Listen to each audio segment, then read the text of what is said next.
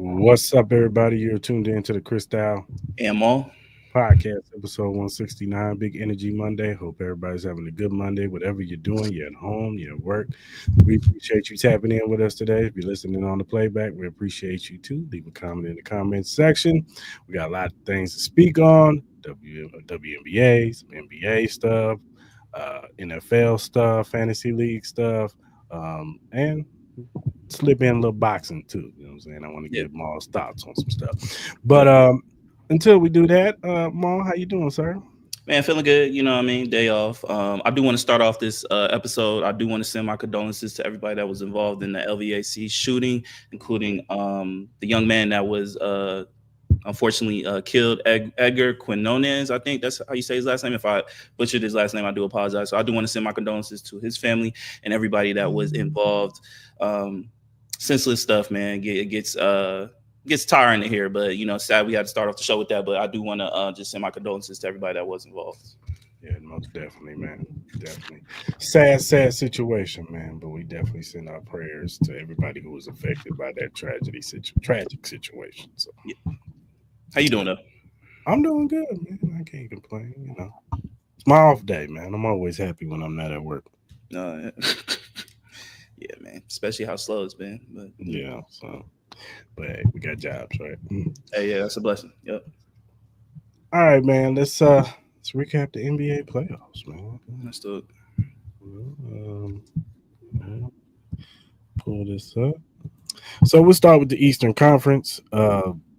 The Knicks went out ahead and closed out the series on the Boston Celtics. They beat them 119-81 in Game 6. Um, Jalen Bronson had a pretty good performance.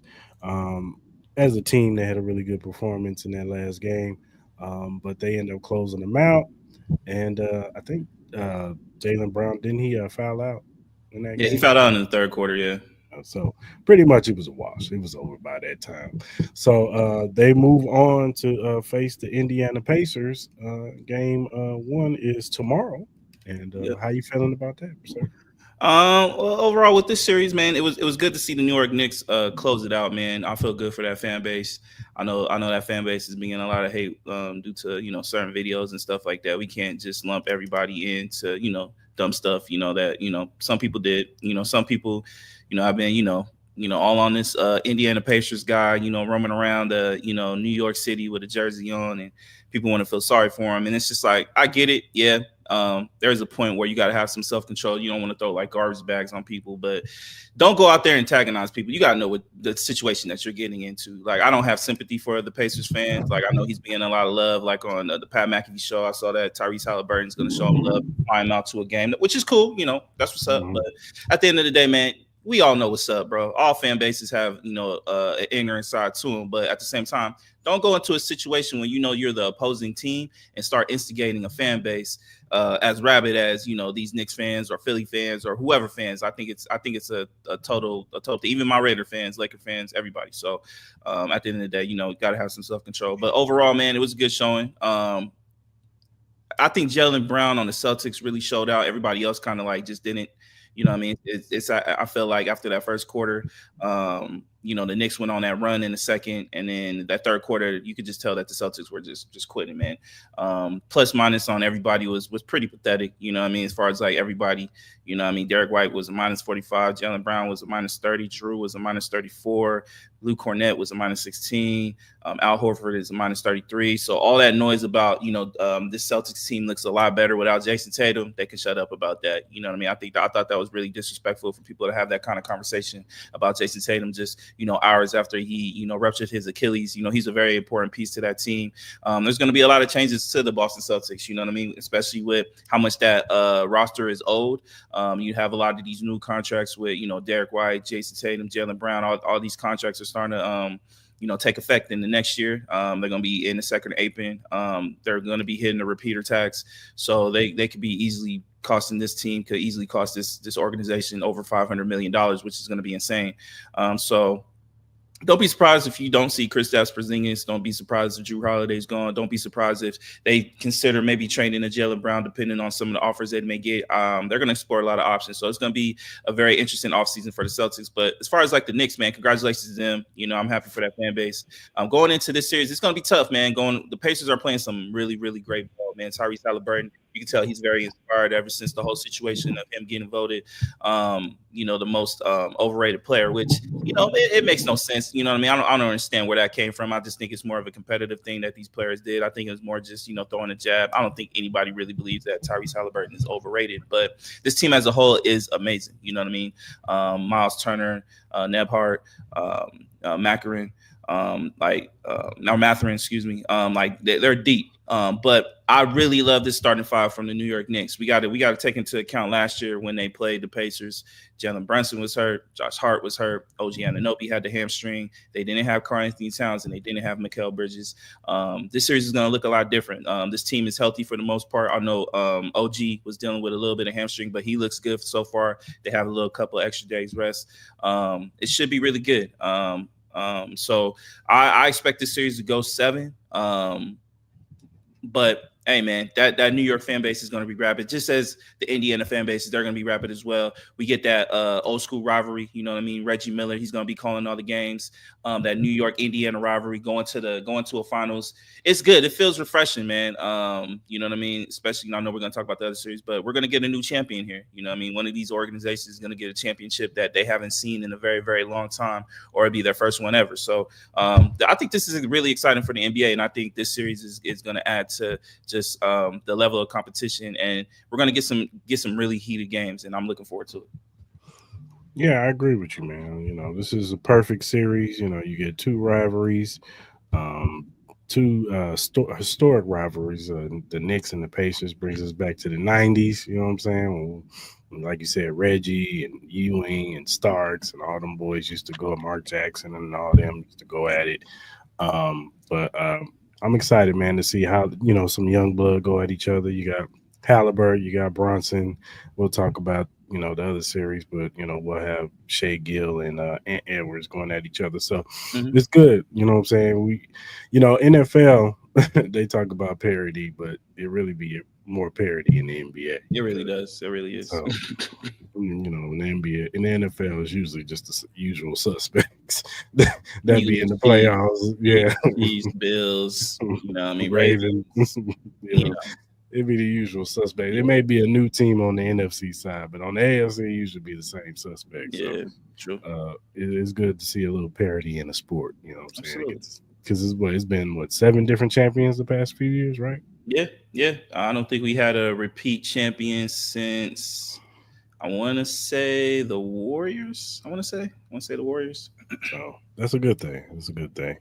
And to segue into the Western Conference, OKC, they closed out on Denver on Sunday. It was 125-93, Game 7. So they are going to be facing the Timberwolves, who beat the Golden State Warriors. Like we just talked about, Ant Edwards, Julius Randle, they've been balling. You got Shea Gill, Chet, Jalen Green, Yeah. They just got a squad over there. But how are you feeling about this series? I want to start off by giving Aaron Gordon, man. I want to show him a lot of love, man. He was a lot of gut, man. He should have not been out there. You even heard Jokic even saying hold on. There's Garland. You see that? Yeah, that's what you do. Evan Mobley, all these guys, yeah. So I definitely want to show some love to Aaron Gordon, man. There were some comments he made at the end of the game where he was talking about that he would like to see more games in between, or more days in between games, so that people, I guess people can see a better quality. I don't agree to that. I think that was pretty idiotic. No one wants to see the NBA playoffs going all the way until like end of July, man. No one wants to see that. But at the end of the day, I do want to show him some love for just gutting it out. You could just tell, man, that the Nuggets, man, they were just too battered, man. Once Aaron Gordon had that hamstring injury, he just couldn't really do anything. He did play tough. He did get 11 boards, and I got a little worried with the Thunder a little bit, as they started off really slow. I was like, I don't know if Jalen Williams is going to show up. They missed, I think, like their first 7 threes and then they finally started hitting. But Shai Gilgeous, she's always a common presence amongst that team. He was playing pretty solid at the beginning, but Jalen Williams even showed out in that second quarter. They ended up blowing it open, getting a comfortable lead going into the third quarter, going to halftime. Chet played pretty good, especially on the boards. Got 11 boards. But you know what? I think it's solidified. Shai Gilgeous getting the MVP. I know a lot of people have been kind of questioning why they haven't announced the MVP yet. I think a lot of them were kind of waiting on this series to see how it developed, which I think is pretty idiotic to me. I think go ahead and give it to Shai. I think he definitely deserves it. But especially with everything going on, he definitely will get it, and I think it will be announced, I think, sometime this week as the series is about to get going with the Minnesota Timberwolves. But look, I'm excited about this series. We get two of the best young superstars. Y'all know how I feel about both of these gentlemen. I think Ant Edwards he could definitely be the face of this league. I think Shai Gilgeous has the opportunity to be the face of this league organically. This is going to be a matchup. I'm loving it. Hopefully we get to see a lot of opportunities where these guys do match up offensively and defensively. I think it's a high probability, but I wouldn't be surprised if you see a lot of Lou Dort on Anthony Edwards. But I think Shai Gilgeous will have his opportunities, and I'm sure Anthony Edwards will take it upon him to go up against Shai Gilgeous. But I wouldn't be surprised if Jaden McDaniels would be the guy who would be on Shai Gilgeous. It's gonna be a matchup, man. It's gonna be interesting to see the where Rudy Gobert fits in. I'm assuming he will be paired up with Chet. I don't know what that does with Isaiah Hartenstein. He's more of a down low type of guy, but I'm assuming they would want to try to get Rudy Gobert out on the perimeter and have Chet, kind of like take him off the dribble, which he can do. So I'm gonna be kind of curious to see what they do with Isaiah Hartenstein, if he starts or if they decide to maybe have him come off the bench. I think Alex Caruso can be a very huge proponent. I think he definitely will be a very huge proponent in this series. But me personally, I think it all comes down to who's gonna play better between Jalen Williams and Julius Randle. We've seen the importance when these two guys when they lift up to the capabilities that they can play and produce. We see the type of teams that this team can beat. We saw what the Timberwolves did to the Lakers and who they play last series. I'm slipping my mind. Who they play last series? Timberwolves. Yeah. Who they play? Golden State. We saw what he did, and then obviously we saw what the Thunder did these last couple series with the Nuggets. So I think it's really going to come down to that. I think coaching wise, I think they're pretty much even on that aspect. The Thunder coach gives me a little bit of worry because there are certain situations where I kind of even said it yesterday, especially when the Thunder started off slow, why they weren't attacking Aaron Gordon as much. I think they got a little happy with the three. You just see the young-mindedness in this Thunder team. They have a lot of talent, but they could do some things that are very questionable. I just think that both of these teams are really, really deep. Dante DiVincenzo, Alex Caruso, they really mirror each other very similarly. When you look at these teams, they're very similar. So I expect this to be another long series between the Thunder and Timberwolves. I wouldn't be surprised if this went to 7 games, as well as the Pacers and Knicks. I think these are the two best series that we could have gotten due to the circumstances, especially with some of these injuries that were involved. We're heading into the next guard, man. You know what I mean? The era of LeBron, KD, and Steph, those days is over. We're seeing the new crop of talent, and this is excellent talent. These are great players that we are going to get to be able to showcase, that the NBA is going to be able to showcase. We got big markets, we got small markets, we got big names, we got names that are going to be up and coming guys that you will start to recognize more and more. I think the NBA should be really excited about what we've gotten, and I think it's a healthy balance with everything. You know what I mean? You got a hungry fan base, and all these fan bases that one of these teams are going to see their first championship, as I said, in the first time in a very, very long time, or the first time ever. So I'm truly excited to see the process and where everything hits in mid-June. For sure, man. Yeah, I'm excited for this series too. You get two of some of the best young stars in Shai Gill and Edwards going at each other, man. This could, formulate into something big, as far as a rivalry going to the future. You know what I'm saying? So I'm definitely excited for this. And whoever comes out of this, man, you're going to be excited to see them in the finals. You know what I'm saying? So definitely excited. With that being said, sir, if you're Adam Silver, Which finals matchup would you want to choose?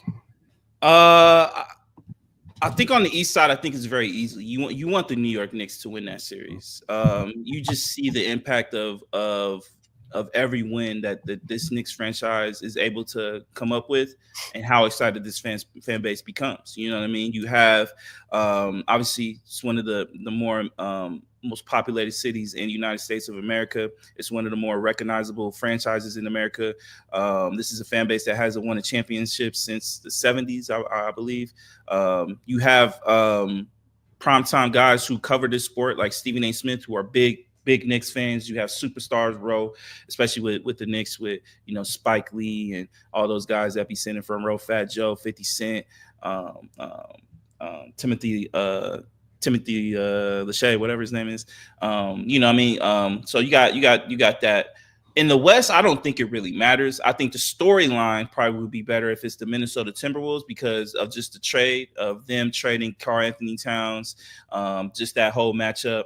Julius Randle playing against his old team, Dante DiVincenzo playing against his brothers from Villanova, and just what those two franchises did, especially with that trade. I think that storyline would probably be the best, but I think either one, as far as like the Oklahoma City Thunder or the Minnesota Timberwolves, I think they will be really, really happy about. It's not like any of those franchises are big markets. It's not like it's the Lakers or the Clippers or anything like that. But you do have two bright superstars in Shai Gilgeous, Anthony Edwards. I think either one of them they will be really, really happy with.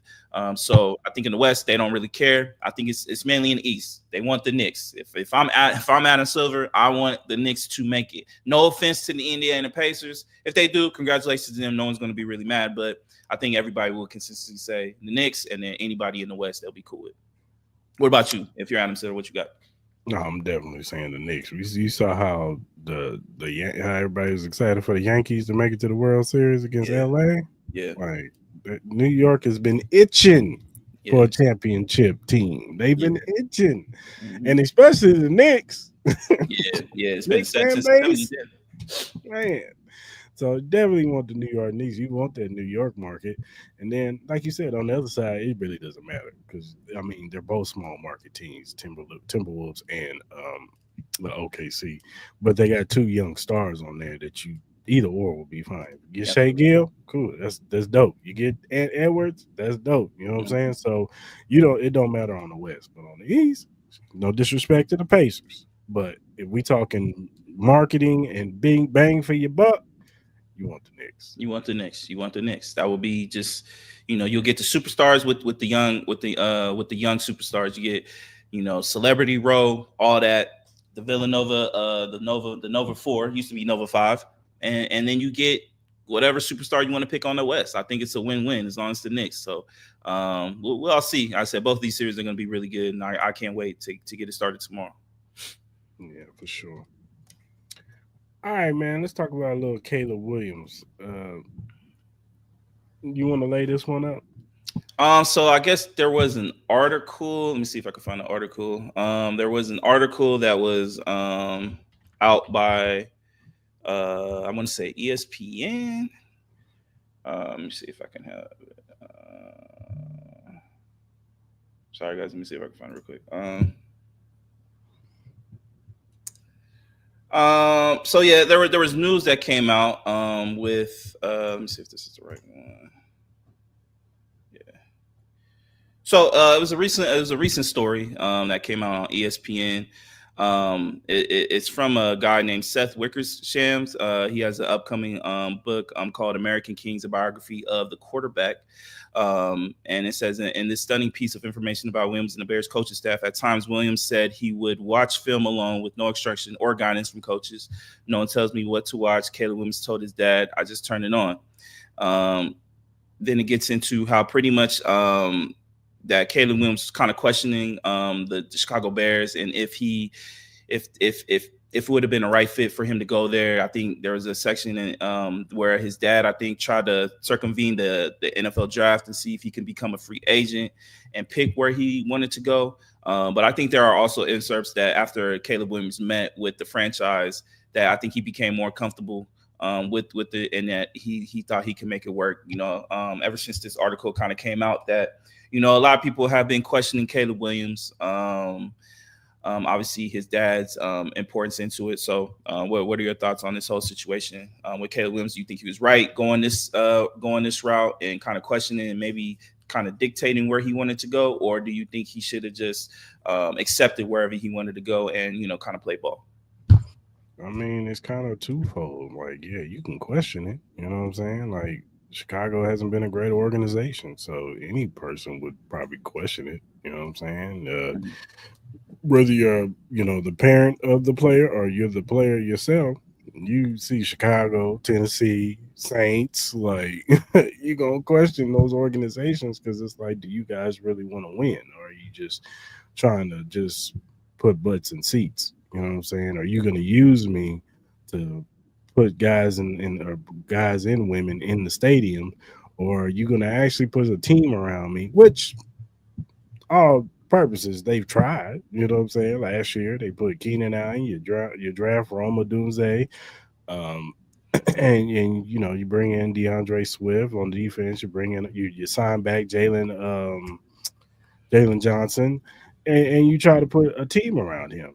And now they didn't really do anything on the offensive line, but then you fast forward this year, they've tried to get the defensive line, traded for Joe Tooney, got some other guys on that offensive line. They drafted two new pieces after letting Keenan Allen go. You get Luther Burden and Colston Loveland. So you're trying. You can't say that it's not a lack for trying. They're trying to put pieces around Caleb Williams. So, but going into the situation, I can see how a father and him can question. Now, when it comes to Caleb Williams, coming out of USC, even coming from Oklahoma, but coming out of USC, he was already a polarizing figure for a lot of not even really football stuff. It was more so some of the stuff he did off the field. And it wasn't bad stuff. It was just, the color in the nails and the pink phone he had the one time, and him crying to his moms after a game. And he's he's passive aggressive. He's real passive aggressive. He's a representation of this Gen Z generation where they're just real passive aggressive, whatever. It's the vibes, you know what I'm saying? And that's how he is, you know what I'm saying? And people got to get used to this new crop of quarterbacks. They're gonna be like Caleb Williams. They're gonna be young, especially with these NIL deals. These dudes already got money. So they ain't gonna be sitting up here. You ain't gonna get the dude that came from the projects and had to, you know what I'm saying, his moms and stuff, and he's got 7, 8 brothers living in one room. Like, that ain't happening no more. So these dudes are gonna be like, hey, I already got a little money in my pocket. You know what I'm saying? Like, it is what it is, So they're gonna be a little bit more relaxed. They're gonna be more passive aggressive. Maybe even be more confident. So I just think Caleb, and he plays like that. He plays like, freelance, and that's why you got kind of compared to Patrick Mahomes, with some of the arm talent that he has. And the kid is talented. He's got the arm strength. He could throw from any platform on the field. So I just think that just comes with Caleb Williams. Like, if Jaden Daniels, if it came out to Jaden Daniels, I don't think this would be much of a big deal. I think Caleb Williams is a very smart young man. I think he recognized the situation that the Bears was in. I think we all kind of said it. Like, you're hiring, you're putting Caleb. When you also read the article, he wasn't really a big fan of Matt Eberflus. The whole organization, the whole fan base wasn't a big fan of Matt Eberflus. So in his mind is, why not go ahead and get me an offensive-minded coach that you're going to eventually put in there, instead of giving me 1 year with a coach that he's on the hot seat, which we all seen is not a really good ideal situation for an organization who's about to draft a young superstar style quarterback. Like, it's because then you're adding the chance that you're going to add a whole new coaching staff that he's going to have to relearn all over again, a new playbook, a new calling system, and it's already enough pressure on these young quarterbacks to actually thrive in the NFL with everything that they're coming into: superstardom, learning the playbook, trying to win over the locker room and become the leader. That's what you're expected to be as the quarterback. So when you add more of unnecessary dumb shit to the equation, it's like, why would I want to go there when I already see the writing on the wall where this organization doesn't even look like it's competent to put me in the best situation to make me successful? It's no different from Shedeur Sanders. I think the NFL needs to wake up. I agree with you that we're heading into the new age of it's not even just quarterbacks, it's all these players, all these top players who are making top quality money. Like, we're talking about millions of dollars. Caleb Williams was living in a penthouse suite in downtown LA. Like, this man don't need your money. He is Gucci. Like, he is set for the rest of his life. He will be an NFL quarterback no matter what if he drops, because of the talent and how scarce QB talent is. We see it every year. It is hard to find a top tier quarterback. So when Caleb Williams or a Shedeur Sanders or whatever future quarterback, like a Nico, Nico is going to be the next one. If he performs at UCLA, he's going to be the next one with his family. You already see it in college where these guys are dictating where they want to go because they need to be put in the best situations and make the most money and make sure they are able to look successful so they can be a top tier pick. So the NFL needs to wake up, like the due process and how they do these evaluations with these quarterbacks during the combine or whoever. They need to look in the mirror and be like, all right, we got to understand, we got to wake up with the times. These ain't the old quarterbacks where they're going to be begging with a fucking empty cup. Like, I'll do whatever I need to do to play for your franchise, whether it's a messed up situation or not. Those days are over. They're trending to be over. Because these quarterbacks are like, look, I know I need to be put in the best situation. I need that offensive minded guy. I need to make sure there are players around me. I need to make sure there's an O-line that can protect me. If not, I'm gonna be the next Johnny Manziel. I'm gonna be the next what's with Derek Carr's brother? What's his name? David Carr. You know what I mean? I don't want to be that next guy. You know what I mean? So I want to make sure I'm put in the right situation. And look, lo and behold, what did the Bears do? They fired Matt Eberflus. They were able to convince Ben Johnson. They got a whole bunch of offensive talent. They worked on the offensive line. Shit they should have did the year before. And now I expect Caleb Williams to be successful. I really do. I don't care if my man paints his nails or is emotional with his mom. At least he showed that he cared about losing football games. You got some quarterbacks like what I had to go through with Jamarcus Russell, who didn't care.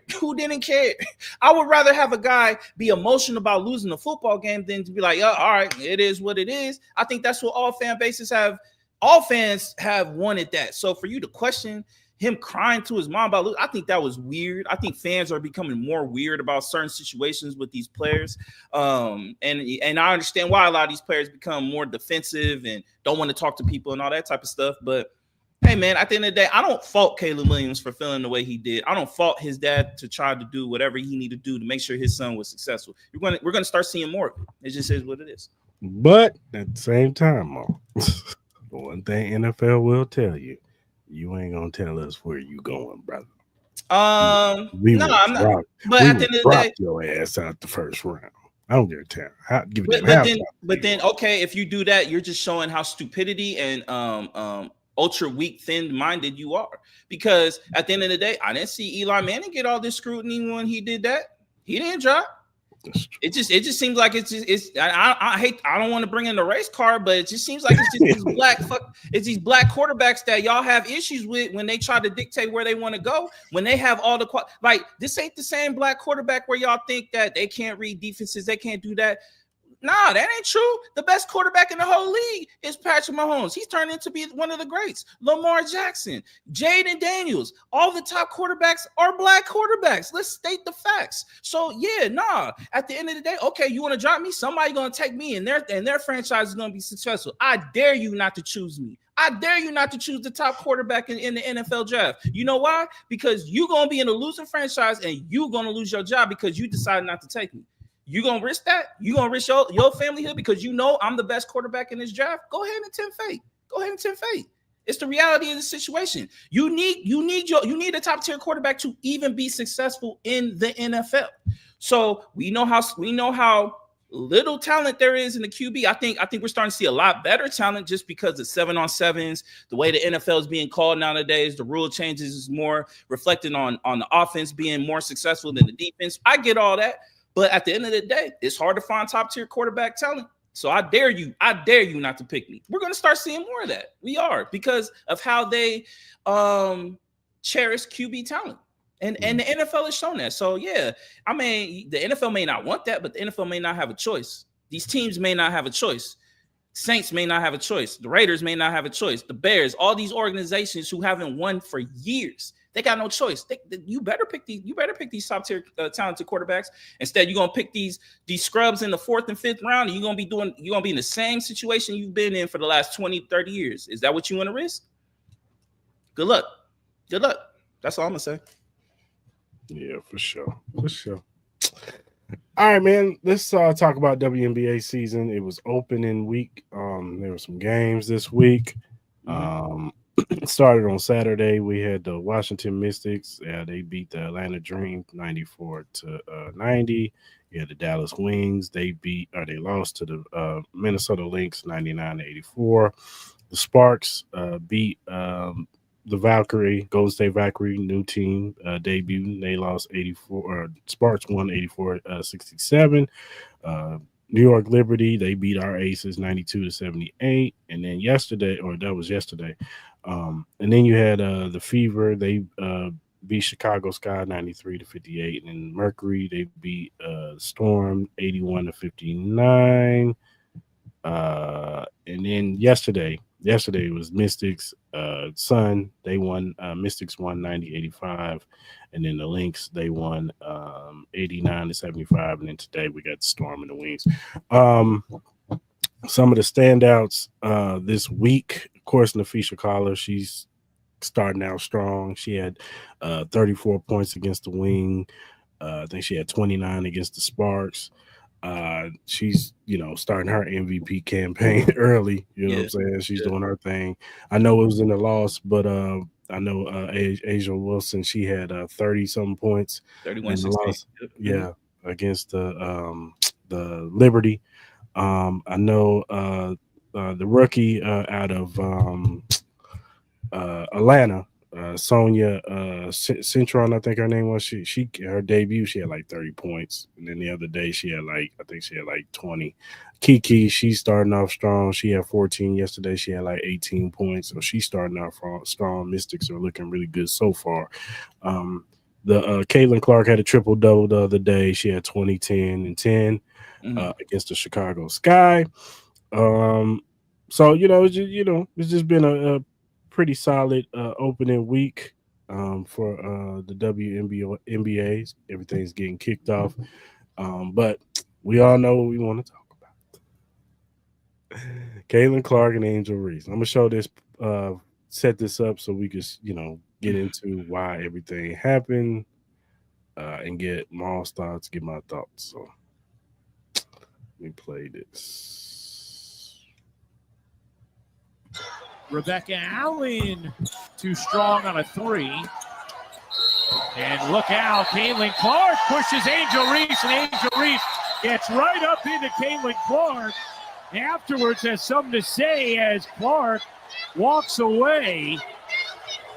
We know there are always increased eyeballs, energy, and attention around the matchups between Reese and Clark, and Angel Reese is still going after Caitlin Clark in the aftermath. Everyone in the arena had to know this foul was coming. As soon as you saw Angel Reese wide open, you knew that Caitlin Clark was going to come in and take that foul. Well, tension's high. All right, now there's that.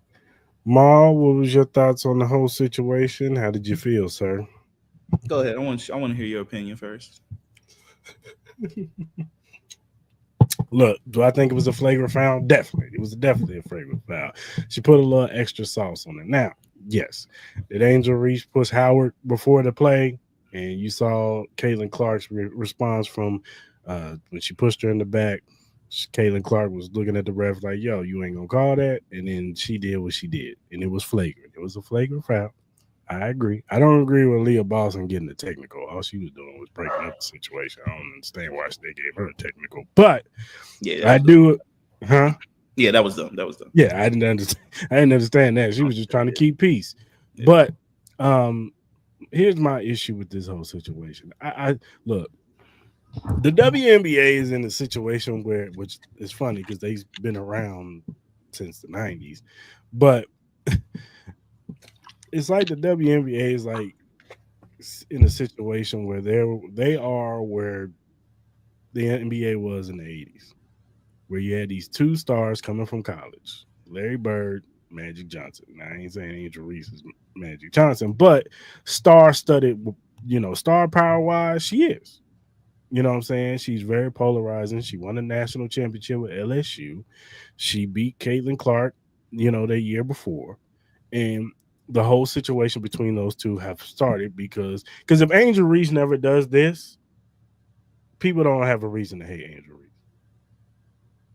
If she never does this and taunts her or whatever and do regular basketball shit, people wouldn't even be tripping on Angel Reese right now. They would just been like, LSU won, Angel Reese beat Caitlin Clark. That's all they would have been doing. But because she did this and, everybody's, Caitlin Clark is everybody's darling, they didn't like that. Even though Caitlin Clark, if you really want to be real, Haley Van Leaf and her were really the first ones to get into it. If we really want to talk about it, when Haley was in Stanford. And nobody made a problem with that one. We all know why. So fast forward to the NBA or the WNBA, it was just like, and let's just be real. This is all based in race because it ain't nothing but white folks tripping on Angel Reese. And there's some black people out there, RG3, I'm looking at There's you. a lot of black people, honestly. There's a lot of black people that are sorry to interrupt, but yeah, there's a lot. No, you good. RG3, you nasty for that post you put out there and this narrative that you putting out there that Angel Reese hates Caitlin Clark. I don't think she hates that girl. Honestly, this situation I think is isolated. I think it's a basketball play. These girls get physical. This is a physical game. If you watch a WNBA, you're gonna see plays like this on regular. Mm-hmm. Girls throwing punches. I love it. I love the physicality. Yeah. I love it. I think the NBA needs to go more back to this. They do. Girls slamming each other and getting in each other's face. This is par for the course when it comes to WNBA.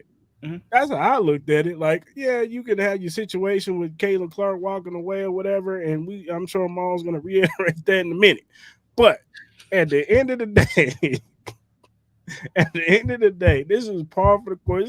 This is basketball in the WNBA. These girls go at it every game. You're gonna see something. Shout out to what's your name on First Take this morning. She was like, look, Aruma K. When she was talking about it, look, there was a play in this game, same day. It's like she told like 3 or 4. Yeah, same scenario. Mm-hmm. Cats going at it. You know what I'm saying? No Females going, nobody's tripping, nobody made a big deal out about it, but it's Caitlin Clark and Angel Reese, and everybody's blowing a gasket. I don't know what it is about people, and it's these new people that start watching the WNBA because of Caitlin Clark, and it just seems like if anything happens with Caitlin Clark, it's like, how dare you? And it shouldn't be like that. Yes, is she a star? Is she popular? I get all that. Is she bringing more eyes to the WNBA? We get all that. But we ain't got to bow down to her now and anything she do was gold. It was a flagrant foul. She knew what she was doing. She was doing it because she saw her teammate get pushed, but at the same time, it was flagrant. It is what it is. If Angel Reese had did the same thing to Caitlin Clark, oh, y'all'd be killing her. Bumper flagrant. Y'all would have said, I guarantee you, RG3 would have been like, oh, he hates her. She hates Caitlin Clark. She needs to be suspended. They would have, they would be asking for a year-long suspension. Oh, she should be suspended. That was Bush League. Banned from the league, all that. Yeah, no, you would hear all that. So I'm this whole notion that Angel Reese hates Caitlin Clark. These two players will be tied to each other regardless what happens in the future. These two will be tied to each other for the rest of their life. And we're going to have a 30 for 30 in about 10 years about them two. Yeah. And their rivalry. But y'all should be happy about that. That's what feeds sports. Rivalries. It is what it is. Yeah. But y'all sitting up here tripping about this. This is actually a non-story to me. But I get it. It's Caitlin Clark. It's Angel Reese. Y'all have it. But I just think this is par for the course. This is WNBA basketball. That's all it is. And this plays like this happen all the time. Go ahead, Bob. Let me take a deep breath here. Look, man. Where should I start? Look, man. I try. I really do try to like Caitlin Clark. I really do. This whole situation, I agree with you. This whole situation is due to nothing. I thought it was just a hard foul on Caitlin Clark, a hard foul that Caitlin Clark did on Angel Reese. Call it flagrant, move on. You know what I mean? But this is why I get sick and tired of Caitlin Clark. And some days I feel bad because I know a lot of people think I just hate this girl just to hate this girl, but I think she puts a lot of this on herself. Let's call a spade, man. Caitlin Clark instigates a lot of this shit. People just don't want to say it.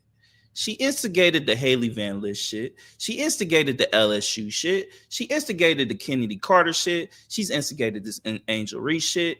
A lot of people don't want to say it because this is their quote unquote superstar angel that does nothing wrong. At the end of the day, I've seen a ton of players that she bitches so much about every little thing.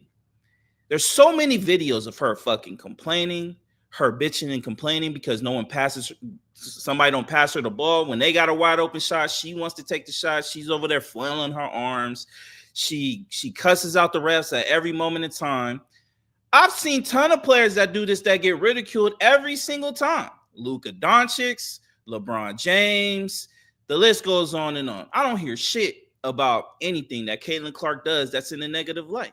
And you have all these people on these media realms, RG3s, the Stephen A. Smiths, this fan base that just doesn't recognize any of this. I get you want to root for your girl. That's cool. Root for her. If you like Caitlin Clark's game, you like what that's cool. I'm not mad at it. Do I think she brings a lot of odds to the sport? Absolutely. We see the impact that she has. But I've never seen a woman in Angel Reese get hated on so much for just playing the game of basketball. I've seen so many people ridicule her, clowning on her because she missed layups, that she gets a whole bunch of boards. No one asked. Angel Reese ain't no scorer. If you watched her game, she's not a legit scorer. She's a defensive rebounding style player that plays with a lot of energy. There's nothing wrong with that. We have bigged up Draymond Green. Yeah, she's more Draymond than we bigged up Dennis Rodman, the Charles Oakleys, the Anthony Masons. Like we bigged the Ben Wallaces. We bigged up all these guys for just playing the game hard and being. I'm like, that's what she is. But people want to clown on her for shit, which is weird. You got this whole incident where now the WNBA is investigating racial slurs being thrown to Angel Reese. You got this whole situation where that's disgusting if that's true. I think that's wild. And then another thing I have a problem with is that Caitlin Clark always wants to be this tough. She always wants to act tough. She always wants to bark at people. She always wants to, throw her little elbows, push people. But then the moment somebody wants to step up to her, all I see her is hiding behind four players. Like, this is the kind of argument I had at work with some of the people I work with. And they're like, oh, no, you're wrong. And somebody said, like, oh, no, what you want her to, like, go ahead and, like, get suspended for punching nobody? No, no one's asking her to do that. No, be smart about it. But stand on 10 toes. You want to be that dog? You want to act like you're this badass? Stand like, yeah, I did that shit. You ain't going to do shit. What you going to do? What you going to do? Like, at the end of the day, like, you act like it, be about it. But every time I see her, she walking away, talking underneath her breath, making her teammates get put in the fire. As you said, you saw Leah Boston get a technical for no reason because she wanted to walk away and not do shit. No, stand 10 toes. You want to push her down? Like, no, like stand there and be like, I did it. And what? And what? Like, this is the annoyance I have. And then you got idiots like RG3, as you kind of stated, saying that, oh, Angel Reese hates Caitlin Clark.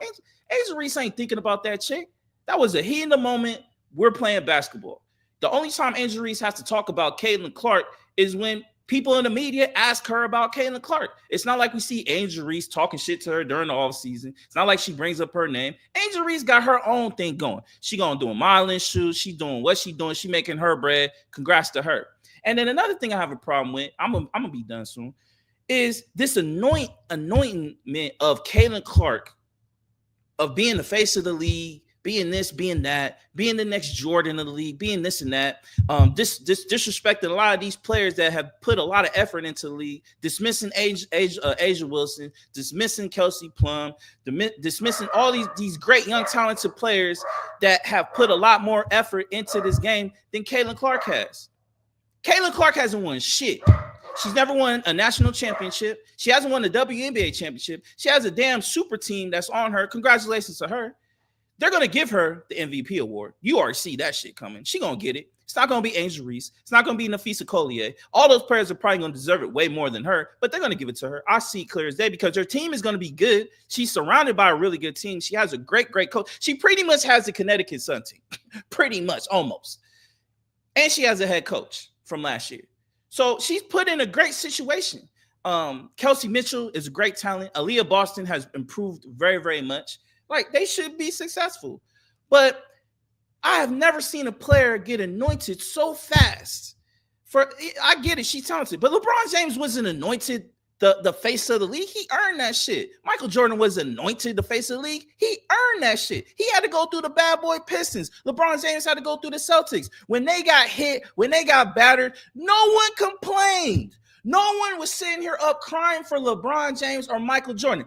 Cris, what did they say that they had to do when they got beat up all the time? You better figure that shit out. You better go in the gym. You better walk on your game because them boys ain't going anywhere. You better figure that out. Why is it every time Caitlin Clark gets even sneezed on, people are crying for suspensions? People hate Caitlin Clark, this and that. Yo, shut up. All y'all people, I don't care if all 9 of y'all who are watching feels this way about Caitlin. Y'all need to shut up and y'all need to wake up. I'm sorry. It is annoying that the amount of fucking grace and dick sucking that y'all people do for Caitlin Clark is annoying. It is annoying.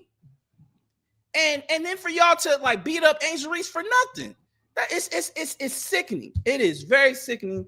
This whole thing that's been going on in the WNBA. I think the WNBA is in a great place. I think this league, we've even talked about it. There's so many players that aren't even on teams that deserve to be in the league. It's just that they don't have enough spots. They need to add more talent. This league is growing faster than it can maintain it at this point. You're going to have the likes of Juju Smith coming in and all these young cats, those girls from Notre Dame, the one that transferred to TCU, all those girls from UConn and Tennessee. Flage and all them. Flage from LSU. You got all this talent. So it's like they need to add more teams, and it's going faster than people expected. And yes, it has something to do with Caitlin Clark. But yes, Angel Reese was a part of that. Asia Wilson's a part of that. Those ladies from the Liberty, Nafisa Collier, those are all talented women that are in the league, and you got more coming in. So I get you want to big up your girl, but let's have the realization. Let's let her earn her stripes. I'm not saying she can't be the face of the league. I think she has a great path to be the face of the league. I've never said Caitlin Clark is not talented. Caitlin Clark is truly talented. She really is. To me, she's more of like the Luka Doncic of the WNBA to me because she's offensively talented. She's a big four guard. She definitely one of the best passers in the league. But on defense, she gets cooked every single time. She don't play defense. And she bitches and complains to the refs every single time. She is the perfect representation of a female Luka Doncic. And you know what all I've been hearing about Luka Doncic? He complains too much. He don't play defense hard. You know, he takes plays off. Like little shit like that. I see Caitlin Clark just like that. Can she take over the league? Absolutely. But I said it comes a time where you got to let this woman earn her stripes, man. Let her earn her shit. I get this, the new league, but come on, man. Like, let her at least win something. She ain't even won an MVP award yet. And y'all going to anoint this chick to be the best. She ain't even the best in the league. Even right now, she's still not the best in the league. Asia Wilson's way better than her. Nafisa Collier is way better than her. I can add more names to this list. Like, for real. But for some reason, we're just going to anoint her just because she's like, come on, man. It is annoying. It ain't even week 1 yet. We ain't even finished week 1 of the WNBA. I'm already over talking about Caitlin Clark.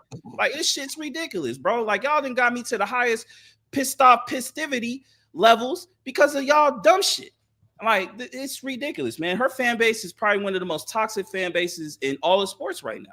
It really is. And some of y'all comments are pure ignorance, bro. Like, y'all need to wake up and have a full circle moment on this whole situation. And then if anybody agrees with what Angel Reese is getting put through, I think y'all sick-minded in the head. Real talk, because Angel Reese don't deserve nothing. She just played hard. And yeah, all she just did this because she won a championship. You know what Caitlin Clark would have done if she would have won it? The same damn shit. So, like, yo, reap what you sow. If you're gonna talk your shit, be expected that players are gonna go at your fucking neck. Oh, you want to be anointed the best player in the league and you ain't done nothing? You ain't won no chips? We're going after you. We're going after. That's always been sports. Football, hockey, baseball, whatever, boxing. Oh, they anointed you? Oh, you must not know, bro. What you talking about? You ain't been through shit. Every time, even in the workforce. Oh, you're gonna come and think you're a better bartender than me, you're a better actor than me. Oh, you think you can run this shit? You don't know what you're talking about. It's competition. So you ladies, you people expect all these ladies to just bow down to Caitlin Clark and not compete against this girl? Y'all smoking on something, bro. Y'all crazy. All right, I'm done. I'm good. I need to put some more deodorant. Yeah, man. Bro, I'm like, y'all tripping. Y'all tripping, bro. Y'all crazy. But you know this ain't gonna be the last incident, so it's not, because salute to these women, man. They're playing hard. Like, this is the type of basketball I love to see. I think the WNBA is in a hell of a great spot. I'm loving the attitude. I'm loving the games. Like, even the Golden State Valkyrie, man. There's this young lady. She was cooking. You know, I know Valkyrie didn't win, but she was playing really good, man. I think the Atlanta Dream. I think once Tiana Powell gets a little bit more comfortable, I think they're going to be a dangerous team. They got a little squad. Everybody has a squad, and you know what? Get off the Caitlin Clark shit. Aces, y'all better get my girl some help on the lower rim, man. She needs help, bro. Like, this team, I don't know what direction y'all going. I was really disappointed when y'all got rid of my girl. To this day, y'all got the male Kyle Kuzma just chilling on the bench collecting dust. Hey, man, that's not. No, it's a reality, bro. No offense to her, but what does she bring to the team? She don't bring nothing but to the team but TikTok videos. I ain't even seen her done nothing on the goddamn court but TikTok videos and wearing clean ass, like some of the gear that she be wearing on sideline ain't even like popping like that. But like, we really got rid of some talent for a chick that's just collecting dust. Like, what are we doing? Like, for real, man. Come on, man. Like, please, I beg y'all, like, give my girl Asia Wilson some help, man. I know somebody even said they should really consider trading for Camila Cardoza. Please. I think that's something that we need. Like, you got rid of De'Erica Hamby for no reason. She's actually, improved. You know what I mean? Like, I love Chelsea Gray, but she's damn near a cone on the defensive side. I love her, but it's a reality. She a cone on the defensive side. Like, we look like an old team out there.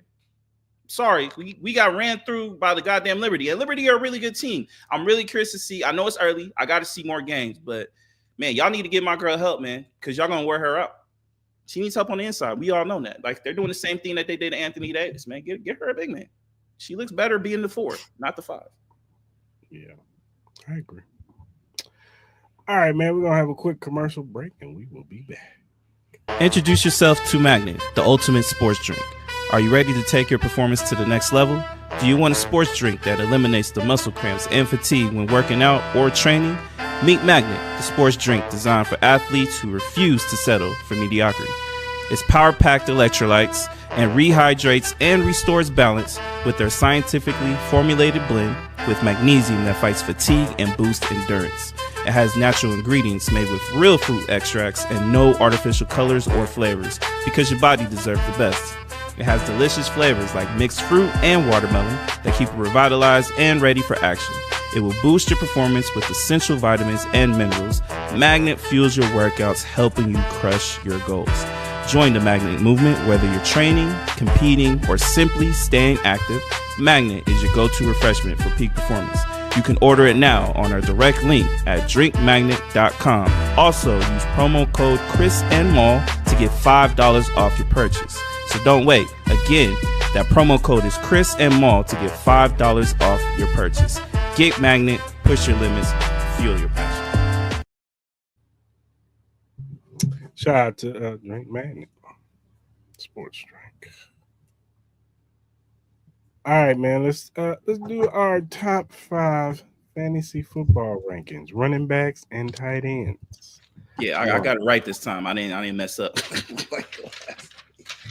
Go ahead, bro. I'll let you go first, man. Go ahead and do what do you want to do first? Running backs or tight ends? We'll do tight ends first. Go ahead, bro. Go ahead. I'm gonna start from the bottom. Honorable mentions. I got Jonnu Smith from the Miami Dolphins. I think he's gonna have another good year, pending that what's the name stays healthy. But I think Jonnu Smith is a talented tight end, and he's starting to ascend in the ranks. Honorable mention. I'm gonna go Travis Kelce because I still think he's gonna get his. I'm not saying he's gonna get 1,000 yards and nothing like that, but I think he's gonna be a red zone target. I think he'll still get like 700, 800 yards. Oh, wow. All right. So I'm putting Travis on there as honorable mention. Number 5, TJ Hawkinson for the Vikings. I think he's going to do it. Not the Vikings. Is he with the Vikings? Yeah, he's with the Vikings. I think he's going to be very instrumental in JJ McCarthy. Young players tend to lean on their tight ends. So I'm going to go with TJ. Number 4, I'm going to go with Trey McBride. He had a breakout season. Now, he didn't have the touchdown production, but he did have the yards. He just got that brand new contract. And I think he's going to try to prove himself as one of the better tight ends, and I think they're going to make it a point to get him more in the red zone. So, excuse me. I'm going to go with Old Faithful. Number 3, George Kittle. I think Brian Purdy and him have a symmetry. When he's on the field, he just got a new contract too. And we all know George Kittle's always going to play hard. So I think he's still one of the better tight ends in this league. So I'm going to go with George Kittle. Number 2, I got Sam Laporta. I think Sam Laporta is one of the best tight ends in this league. I think he's a touchdown machine himself. So I'm going to go with Sam Laporta. And number 1, I'm going to go with your boy, Brock Bowers. Yeah, man. Get used to that. It's gonna happen for the next 10 years, man. Get used to that. Honorable mentions for me. I got Jake Ferguson and I got Tyler Warren. I think with Tyler Warren, I think it all comes down to Anthony Richardson. But I think if Anthony Richardson can get comfortable throwing that ball to Tyler Warren, I think he can have a really good season. Number 5, I got George Kittle. I think Kittle always going to be top 5. I think he is getting close to that part of his age where he could be trending down a little bit, but I think he's still in a promising light. I think it does help that they lost a couple pieces. I think Brock Purdy is going to be a lot more comfortable throwing into him. Obviously, he's still got a couple pieces on the outside, but I think the comfortability with George Kittle, I think he's probably their biggest weapon that they have currently right now. Mine not named Christian McCaffrey. I think he's going to see a lot of love. Number 4, I think Mark Andrews is going to have a bounce back year, man. I know Isaiah likely can probably scare off a couple people, especially in fantasy, because you might think that he might get some take some burn away from Mark Andrews, but I think that drop has really motivated Mark Andrews. I think Lamar Jackson will probably notice that too, and I think he's going to try to feature him a little bit more. I wouldn't be surprised if Mark Andrews just hits the ground running in fantasy real quick. So I got Mark Andrews at number 4. Number 3, I got Jonnu Smith. I think Jonnu Smith is nice, and I think Tua really appreciated. Really looked to him a lot. And I think he had a lot of big games. I think he was really key to a lot of the wins that they did have, especially when the likes of like Tyreek Hill and them got hurt a little bit. But I think Jonnu Smith can have a really good year. Number 2, I got Sam Laporta. I don't think they featured him enough. I think he's one of the best tight ends. I think they need to go back to featuring him a lot more. Get some pressure off the running game. Get some pressure off them receivers. It opens it up a lot more when you start featuring Laporta. I think they will do that. I think they got a little cute sometimes with the Detroit Lions. So get back to giving the big man some love. And then obviously my boy Brock Bowers, man, he's easily the best tight end in the league. Rookie year, he broke Mike Dick's record. I think sky's the limit for my man. He's going to see some wide receiver numbers. I wouldn't be surprised, especially with the talent that we do currently have. I know you're going to see a lot of Genty and Jacoby Myers, but Brock Bowers is going to be the number 1 option on that team as far as passing wise. All right, let's go with the running backs. I'll let you go first on the running backs. On the running backs, I'm gonna go. Let's look on my list. Yeah. So number one, honorable mentions. I have Bijan Robinson, Bucky Irvin, and Kyrie Williams. I think all those guys can be top 5 running backs in the league. I know y'all probably a little surprised that I have Bijan Robinson not in the top 5, but I don't know. I just think I don't know. For some reason, I just think Bijan Robinson is. I think they're going to kind of focus more on the passing. I can see them catching a lot out of the backfield. I can see them getting a little cute. That's just me. So number 5, I got Amarion Hampton. I know this might be a little bit surprised, but John Harbaugh loves the running game. I think they're going to feature him a lot. He's a big back. I wouldn't be surprised if he gets 20 plus touches from the rip. Really good young stud, especially behind that O-line. I could definitely see it. They're going to try to protect Herbert a lot. Especially with a lot of injury occurrences that he does have, so I wouldn't be surprised. Number 4, I got Jahmyr Gibbs. He's just a very, very explosive back. Anytime you put the ball in his hands, he could easily, get 10, 15 yards easily, even break it open. So I have him at number 4. Number 3, Derrick Henry. I know he's getting a little older, but he's old faithful, man. He's going to get a lot of touches, especially in that Ravens offense. I could definitely see him get a lot of touches right there. Number 2, I got my boy Ashton Genty. I just think the way the offense is going to be ran with Pete Carroll, he's going to get a lot of touches. I know a lot of people question our offensive line, but I think Genty will still produce. I wouldn't be surprised if he got up in the top 5, easily top 2. And then number 1, you got to go Saquon Barkley, man. Just behind that O-line, you got to trust him. No matter how a lot of people feel about him golfing with Trump, you know what I mean? I think he's going to be really, really successful running back. As long as he can stay healthy, he's easily going to get close to 2,000 yards again, just because of just what he's running behind, man. So that's my list. My honorable mention list, I got Bucky Irvin and I got Jonathan Taylor.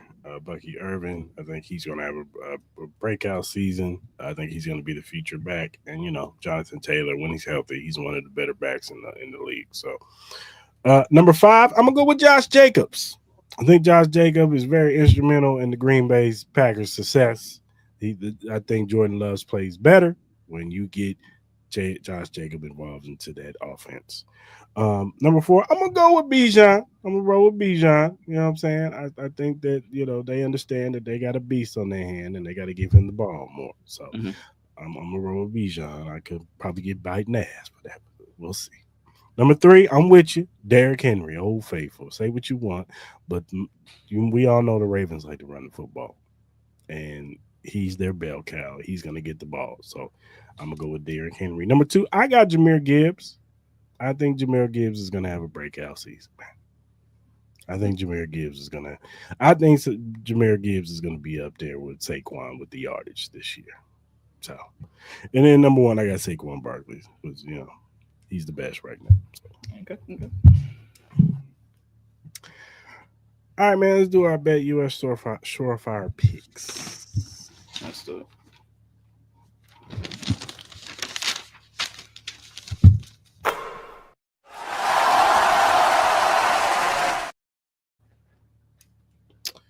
All right, man, what you got? All right, man. This is a conference championship, week. You know what I mean? Both sports, hockey and basketball, we're kicking it off. So obviously we got to do all of our bets with those.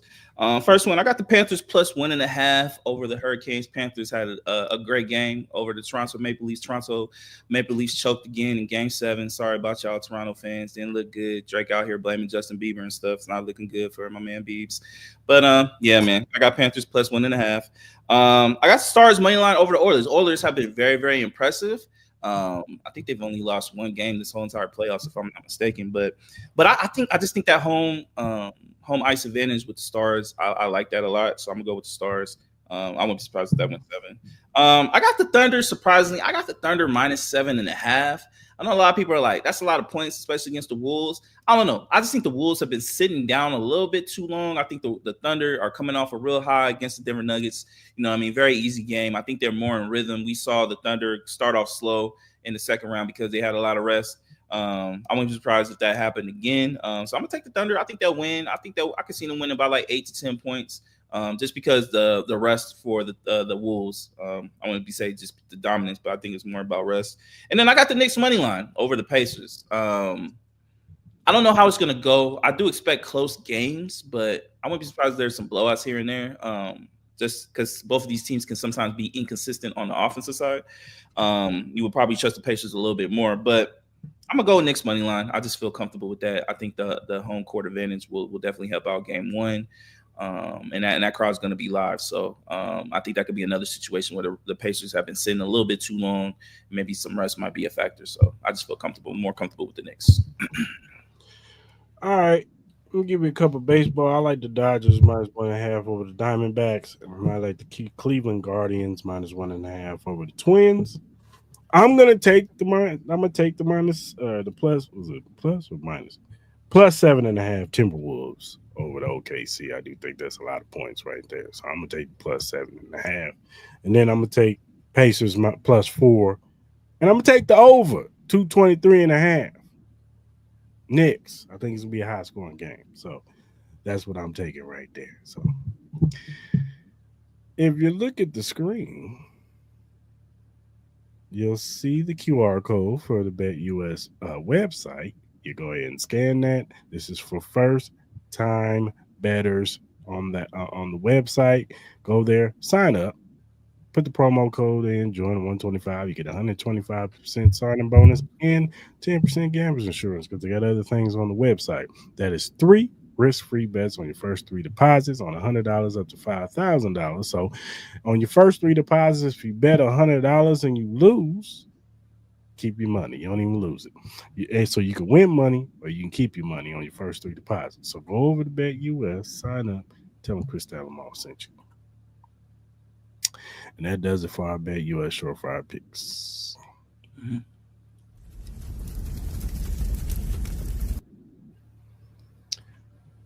All right, man. Let's talk about this Netflix documentary, Shooting Guards, man. Good. Yeah, it was good. Now, this doc was about Gilbert Arenas and what was the name? Jeremy Chitton? Joshua Chitton. Crenton, yeah. Now, this talks about, it starts off talking about how they came from 2 different backgrounds. We all know Gilbert Arenas. He comes from, California, suburban life. His father was an actor, bodyguard, so he grew up in more of a suburban area. Javarius Crenton, that's his name, Javarius Crenton. Yeah, Javarius Crenton, he grew up in Atlanta, the projects, more of a urban setting. He came up a little bit more buttoned up, you know what I'm saying? Very serious about basketball. Whereas in Gilbert Arenas, not to say he wasn't serious, but he was more lighthearted, very humorous. Mm-hmm. Both of them, grew up differently as Gilbert Arenas didn't really have his moms in his life. He had his father in his life, whereas Chitton had his mother in his life, didn't have a father figure in his life. So it kind of set the stage on, how they came up, you know what I'm saying? Their basketball life, Chitton was a little bit more highly touted coming up, whereas in Gilbert Arenas had to kind of build himself up, but he did. He went to Arizona. They went to a national championship. What's her name? Stayed home. Went to Georgia Tech. Had a really illustrious career. He was, I think he went in the first round, right? I think so, yeah. Mm-hmm.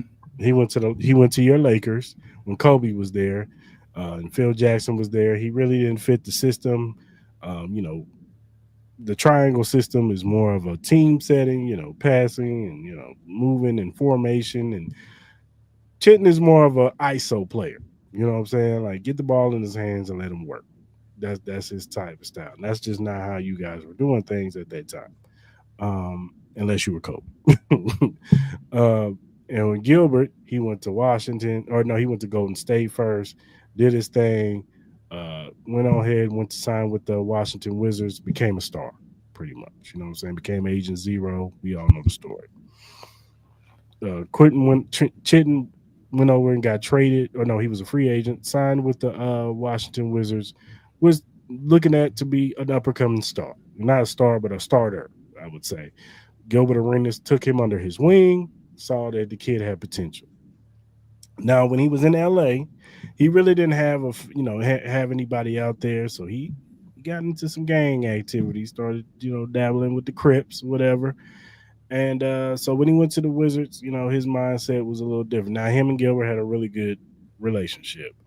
But this talks about when Gilbert Arenas brought the guns to the locker room, and here's my assessment of the situation. Gilbert Arenas could have stopped all of this. had he had just de-escalated the situation. Mm. All he had to do, even if he felt the way he felt about what's the name tripping about, because they were playing cards on the plane, and it was Earl Boykins and JaVale McGee, and JaVale Prince. McGee and Critton, but I think Earl Boykins was there too. And he Yeah. asked, and JaVale McGee asked him for like $200 to bet, and he started winning. And Earl Boykins was like, "Well, shoot, you winning, dog? Give me my money back." JaVale McGee was like, "Nah, man, I give you your money when we land." Chitton didn't like that. He was like, "Nah, you got the money, give him his money." Gilbert Arenas said he was asleep. He woke up, heard the commotion, was like, "Man, why are you tripping about it? This ain't your situation." He's like, "Nah, it don't matter. That was the principle of the situation." So then they going back and forth. Gilbert Arenas talking about burning dude's car up. Listen, Chitton said he was gonna shoot it, what's his name's leg. And he was like, my leg bad anyway. I'll shoot your good leg. And then he talking about, I'm gonna bring the guns for you. Gilbert Arenas just didn't know how to back down. Especially you being the elder statesman, bro. You should have just been like, look, you got it, young man. You got it, brother. You know what I'm saying? I don't even know why we doing this. But it became a situation. He brings the guns to the locker room, sits him on what's your name's locker room, put on the chair, put a note, choose one. Now Chitton, he's in his mind, he's like, I don't know how the situation is gonna go. I'm gonna bring my own gun. Yeah. The gun has his gun, like, and that's why I think Gilbert Arenas was like, damn, this is real. And then supposedly players was running out of the locker room, other people, whatever. They died the situation down, I guess. And the situation, they thought it was over. Well, what's the reporter's name? Peter Vesey. Peter Vesey. Caught wind. He had a mole in the locker room. The sources called him and was like, "Hey, Gilbert Arenas brought guns to the locker room." Wait, what? Yeah. And made a whole headline, and it got out. And this is David Stern.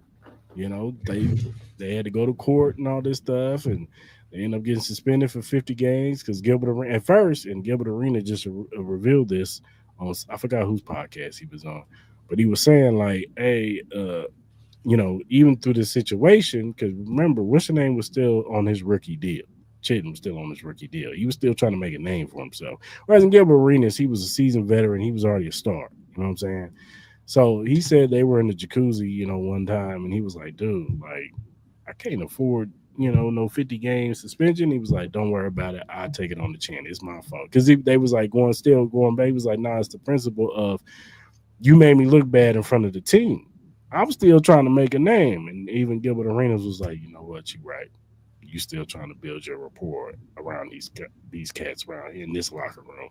He was like, don't worry about it. I'll take it on the chin. I'll say it was on me. You ain't bring no gun. I brought all the guns. But it was already too late. Mm-hmm. And so, like I said, Gilbert Arenas, he's already a veteran.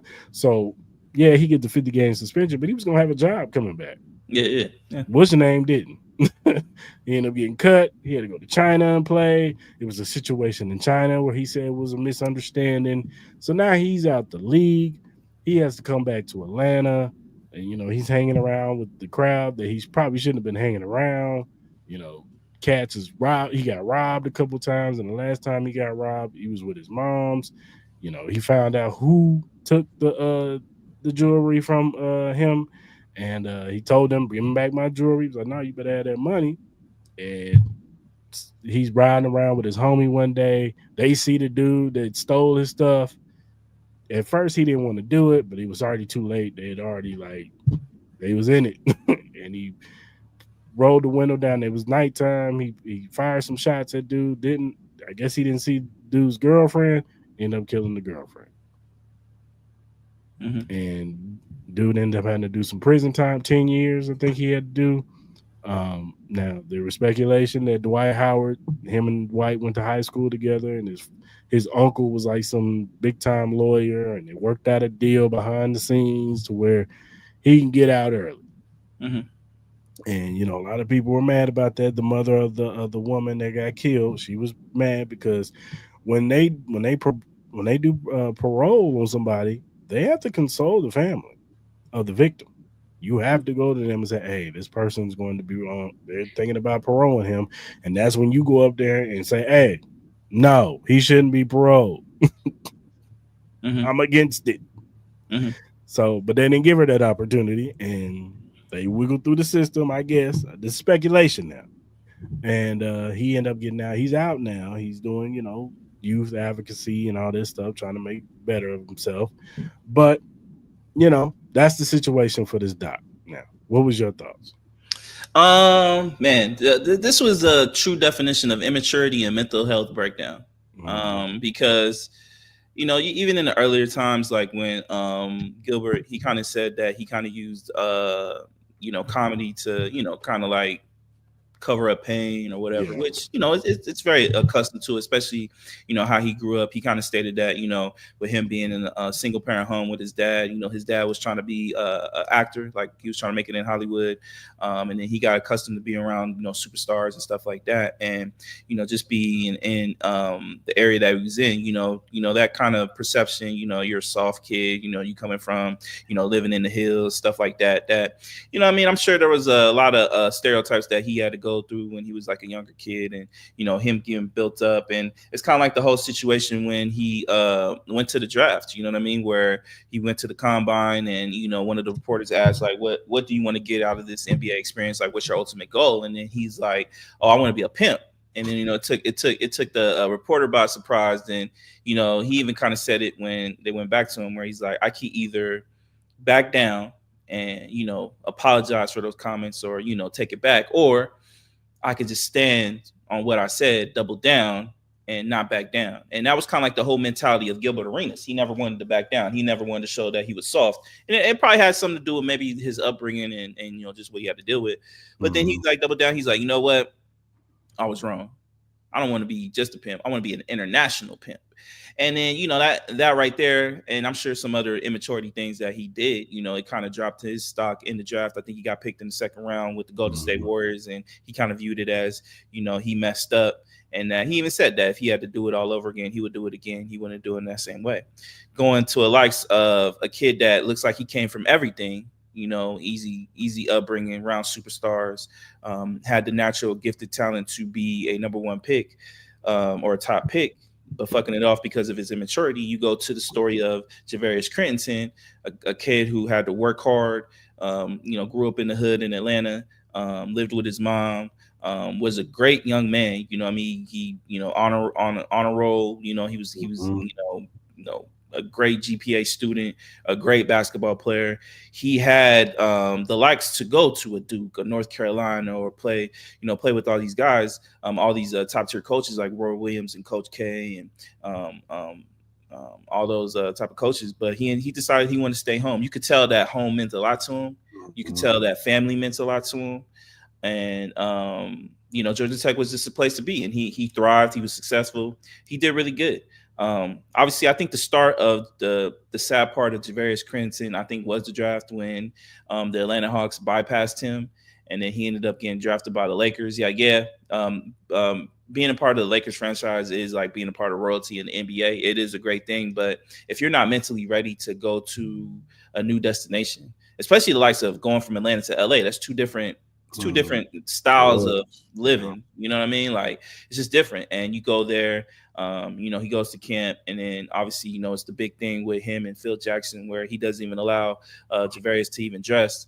And he even kind of stated, I kind of put me back, you know what I mean? Where he just seemed like the confidence was just lost because, coming from a player that, worked hard and was a top recruit, played in the McDonald's All-American game, to, getting drafted to a great tier organization like the Lakers, just to not being able to even suit up. He even talked about, people even calling his phone and not even asking like, well, what happened? Were you even there? Like, what's going on? He said that just mentally broke him down.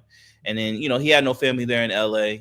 Obviously, you can get LA can eat you up, especially you coming from, a southern city like Atlanta. We know Atlanta wasn't what it is now. Obviously, Atlanta's a totally different beast than what it is, back in the day. But from going to LA, you know what I mean? It's just, you get around the girls, you get around the lights. And then obviously, he got really close to, to the gang life. You know what I mean? He started associating himself with some Crips. You can even see he even got it tattooed on him. And, it just kind of starts started the wrong path to him. You know what I mean? You could tell. And then, I think when he got traded to the Wizards, I think I think he thought it was like a breath of fresh air. He even said it that, just the ingratiation that, Gilbert Arenas and all the guys like Andre Blatch and Nick Young and all those guys, they really did, he said it really meant a lot to him. And he kind of thought, maybe this was going to be the best thing for him. And, the moment they kind of said, you got to watch out for Gilbert Arenas, because he can get you into some, some of the shit that he does, can get to you. And it just kind of went downhill from there. And then, you just started seeing the immaturity of Gilbert Arenas, even when he was at his state of being a celebrity in his own city with Washington. You saw how he kind of built up that organization once Jordan left, and how he became the superstar, being in commercials. He was the face. Gilbert Arenas was a hell of a talent. You know what I mean? Easily could have been a top 5 pick. But then you started getting story backlines of him, bringing guns in from Arizona. How he, when he was with his girlfriend, he wanted to buy his girlfriend's dad's like a gun collection. He just, got infatuated into becoming a gun collector.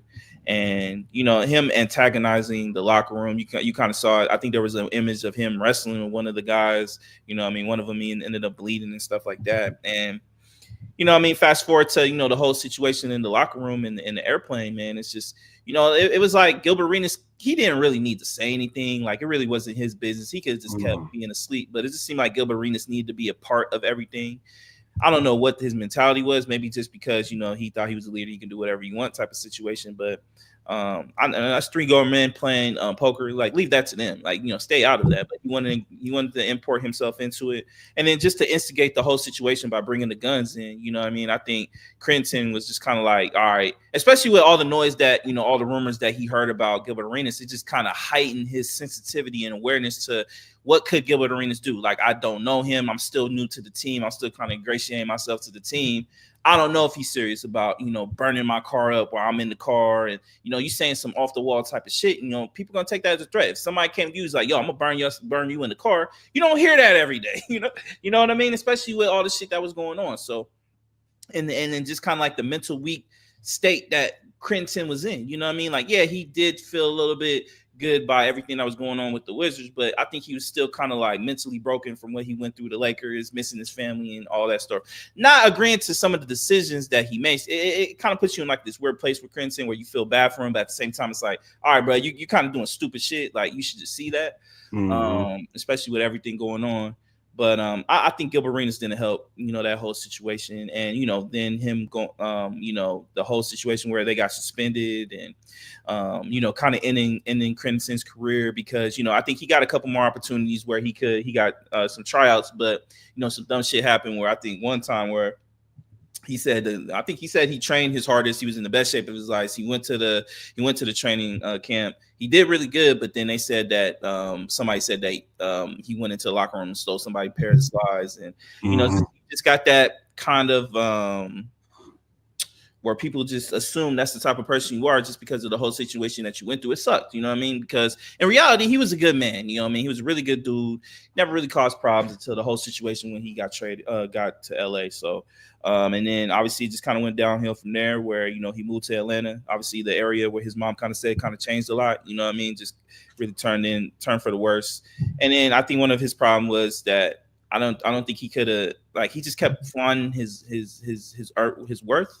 In a sense, the cars that he's driving, the jewelry that he was rocking, and he became a target in his own neighborhood. Something that you wouldn't expect. You kind of think like you're kind of like this, kid hero. Getting out from the hood, becoming something, and you come back to your neighborhood, and you got people who are envious of what you got, and they're gonna try to take you for whatever you have. And I think that's been kind of like the whole conversation with a lot of these celebrities, where they kind of want to go back into their neighborhoods and kind of be a part of everything where they came from, because they still like, if it wasn't for this area, I wouldn't have been where I'm at type of situation. But you got, people in your neighborhood that are always going to be jealous and envious. And a lot of those players and celebrities don't want to go back to their neighborhoods because of situations like that.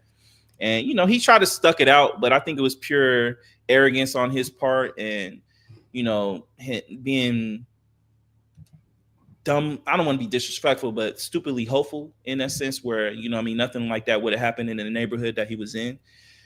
And then obviously, he got robbed a couple times and he wanted to protect himself. And it got to a situation where, they saw the guy that robbed him. And, he even said it like it was something like he's like, I don't want to do it. But his cousin kind of like, egged him on. You know what I mean? And then, he's still kind of like, going back and forth with it. But then, as he said, when he locked eyes with the gentleman, he's like, it is what it is at this point. And unfortunately, a life was taken, a mother of kids and stuff like that. And, he went to jail for 10 years. And I'm sure it has something to do with Dwight Howard's uncle. Obviously, they built a big relationship when they were playing in high school together. And I'm sure his uncle, he knew what type of kid Javarius was and, the situation that he went through.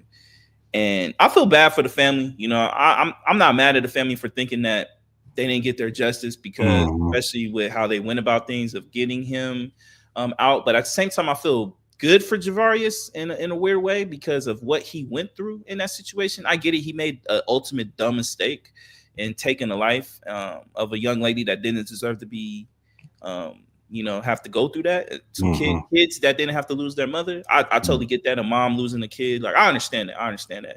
But in a weird way, you kind of felt good for him, for Javarius to get a second chance at life and not miss a lot of his time of being on the outside.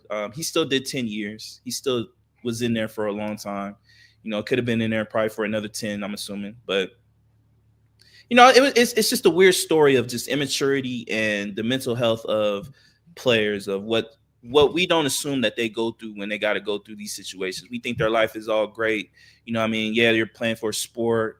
You're making millions of dollars, but there's a lot of things that go to the underlining of mental health and what these players really seek after. You know what I mean? He wanted to be at home. He wanted to be close to his family, and he didn't get that opportunity. And a player like Gilbert Arenas, who kind of took a lot of that for advantage. You know what I mean? He was gifted an opportunity, not like what Javarius had to work for. You know what I mean? He was gifted the talent to be a top tier superstar, and through some aspects of his decision making and his egging and his immaturity, it ended a career. You know what I mean? So it sucks. You know what I mean? I think it was a great story of any up and coming athlete, superstar, to recognize like, yo, you could be a domino effect to a lot of things, and you should take this thing very seriously, and don't do what Gilbert did, and don't be what Javarius was. You know what I mean? Like, make sure that you're ready to mentally, when you want to move into the next step of being a professional basketball player, make sure you're mentally ready for that. Not just because you're going to be the top pick, not just because you want to make a whole bunch of money. Make sure you're mentally ready because you're in a grown man's league. You're in the business. You know what I mean? You're not going to get everything that you want. You're not going to be in the city that you want. And you might have to be away from family and friends for the foreseeable future, unless if you can find an opportunity to move them closer to you. But, it just is what it is. It's a sad story, but hopefully with Javarius, I know there was a clip at the end where, he kind of meets up with young men and talks about his situations and stuff like that. You see Gilbert Arenas being more mature. He has a family of his own. We're happy that his son, was able to survive the car accident and stuff like that. And obviously he's a lot more mature than what he was in his younger days. And he even knows, and I think he acknowledges that to a degree. And I think he even stated that if Javarius needed anything, that he would be there for him. And hopefully those two can amend their relationship. And hopefully those two gentlemen, obviously more so for Javarius, because I know Gilbert's going to be fine, but more for Javarius, man, hopefully he can live a life and be, be happy. For once that, he hasn't been able to be in for a long time. So it was a very great doc, very insightful doc, Yeah, man. And it just, like you said, decisions, how decisions can have a domino effect on people's lives. And, decisions can, it can mess some stuff up, you know what I'm saying? And if, we've all made decisions where it's like you go back and look at it, it's like, damn, I probably shouldn't have did that. I probably shouldn't have said that. I probably shouldn't have doubled down on that. I probably should have just chilled. You know what I'm saying? Like we've all had those situations. We don't know what people go through every day. You know, mentally, you don't know what people go through. And I'm pretty for sure Gilbert Arenas is like, I should have never just. I shouldn't have never got involved in that situation. Absolutely. You know what I'm saying? So, and it also goes to show, you know what I'm saying, and how important, you know, a fatherly figure is important in somebody's lives. Because if Jarvis had a fatherly, even if, you know, his father wasn't in it, but if he had a mentor or a fatherly figure in his life, I think his life probably would have been a little bit different. You know yeah, he said that. He even said that. He's like, I didn't have no one to tell me, like, yo, I'm doing something wrong, especially when he was in LA. Am I doing something wrong? What should I do? He even stated that. Like, it's sad, man. It's if he had somebody, I think if he had somebody to confide in, he probably would have never joined the Crips. You know, if he had somebody to confide, even let's just say the situation still happened. When he went back to Atlanta, he probably would have had if he had a mentor to be like, hey man, look, I know you want to be around your people in Atlanta, but be smart. Don't have your jewelry on, take your watches off, you know what I'm saying? But just don't be in this area, like live in another area. Like if you want to move, you make a lot of money, move your mama to a new area, move your family to a new area. You know what I'm saying? It's just like there's a lot of stuff where, and I'm sorry to cut you off, but there was a lot of stuff where it's just like I felt bad for Javarius, but if he just would have acted in a different way, you know what I mean? Like I know a lot of people I was reading some comments where a lot of people were kind of killing him for kind of the situation where it's just like you getting depressed, leaving your mom's, and you decide you want to go join the Crips. That's dumb. The situation where you want to go and be a vigilante, you know what I mean? You could have had the cops, you know, handle the situation, but you decided to be a vigilante and kind of undo all the wrongs that were done to you in a sense. And it's just like, dog, man, you got so much to live for. And I get it. You seem like the world is ending because your NBA basketball career is kind of like finished in a sense, but I don't know, man. It's kind of like a rock and a hard place where you feel bad for Javarius, but at the same time, it's like, damn, dog, you made some of the dumbest decisions. You know what I mean? Like, but at the same time, it's just like you don't know what kind of mental mind frame. You don't know if you were in that same mindset, what you would have done.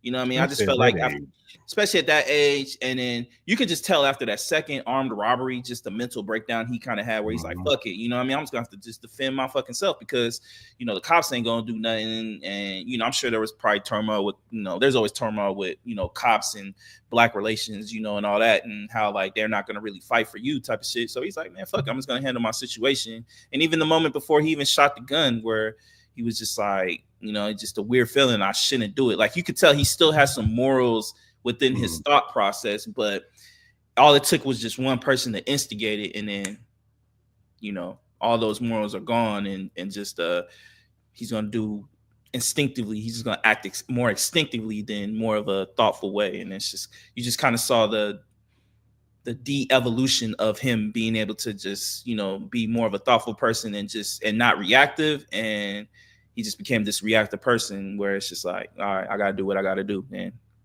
It sucks. It sucks. Yeah, shout out to Netflix for this though, man. It was a dope doc. All right, man. Let's talk real quick some boxing. Tank Davis, Lamont Roach rematch date is set for August 16th. How are you feeling? What are you feeling going into this fight? Are you excited? Are you mid? Are you like whatever? No, I'm excited, man. I said Lamont Roach really showed us a lot of stuff. I think a lot of people have more respect for Lamont Roach and his approach.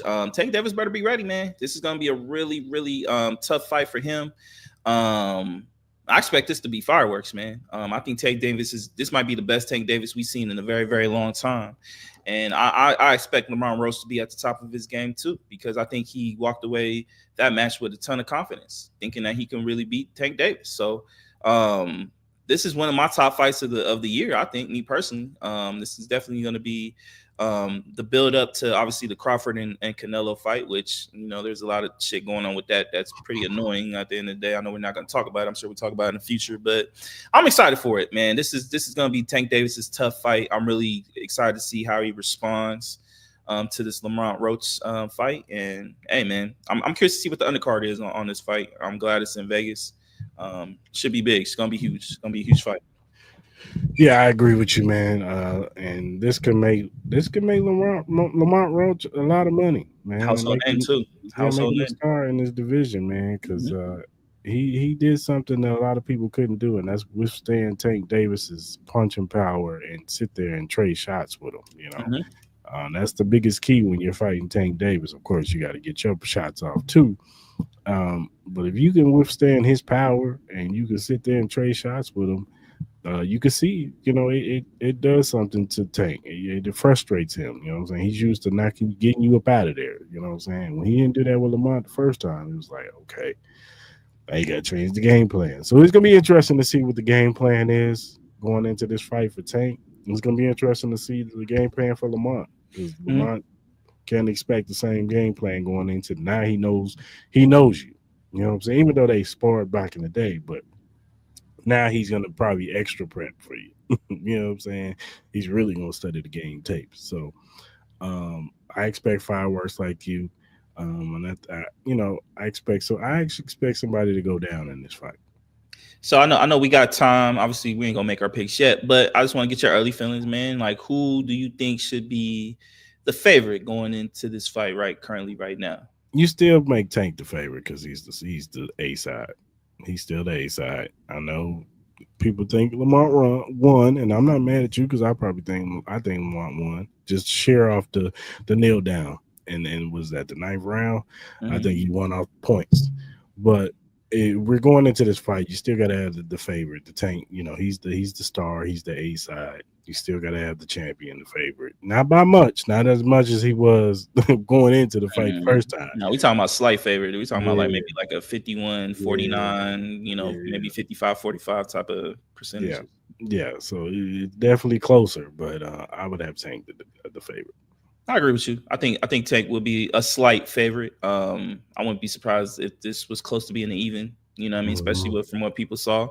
I agree with you. I think stylistically, I'm very curious to see what Tank decides to do. I know he tends to start off the fights a little bit slower and kind of feel his way out. But this is going to be the first time I think he's kind of rematched somebody in a sense.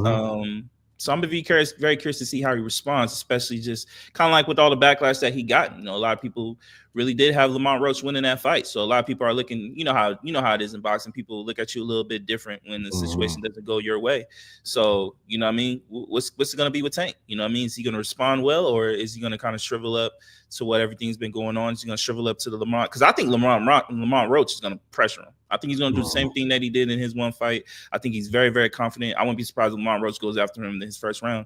How does Tank respond to that? You know what I mean? And I said we're going to see the best Tank we've seen in a very, very long time. And we've seen some really good Tank these last couple of years. But I think he got a little comfortable and just being like, you know what I mean? I'm not really in fear of nobody. You better be in fear of this man. So he can give you that L, and he can kind of change your whole directory and what you do your next couple of years with boxing. What do you think will be best for boxing, though? I want to ask you this question.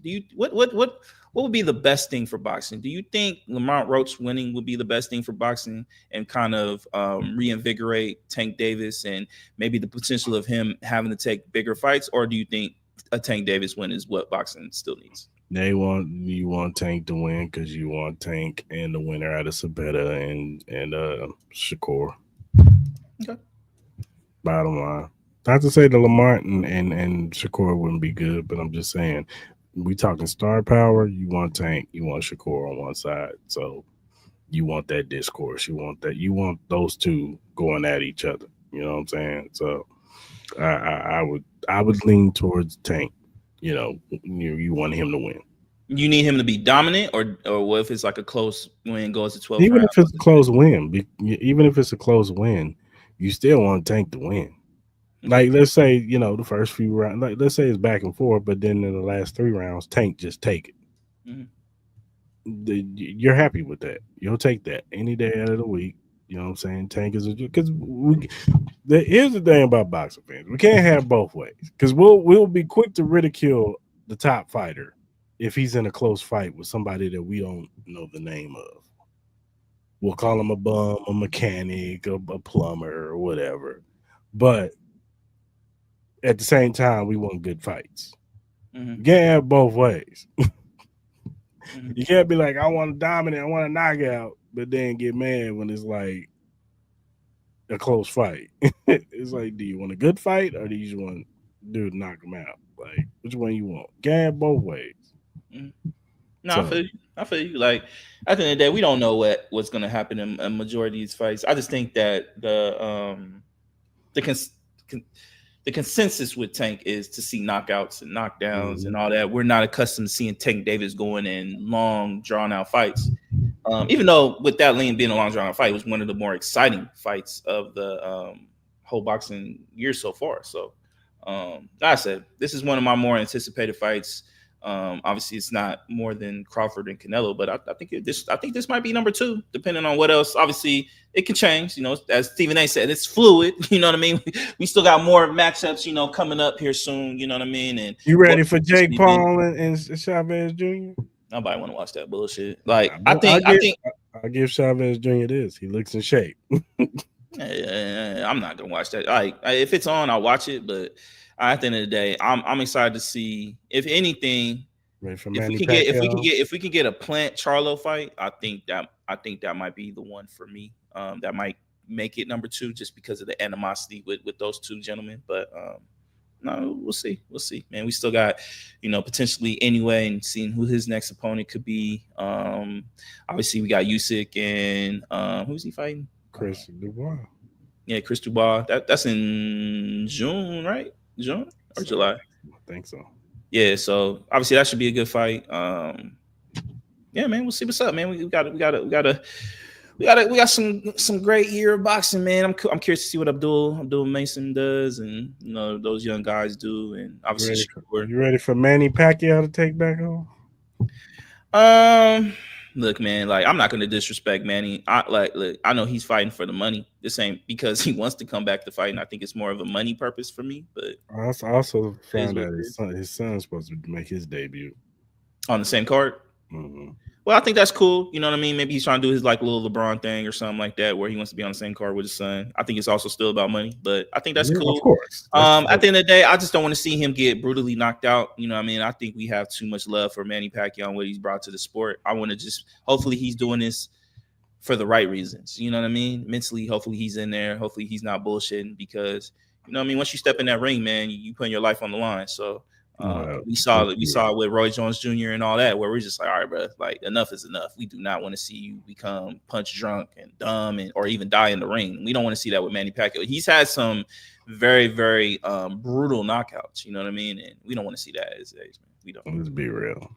Shout out to Mario Barrios, but he chose him for.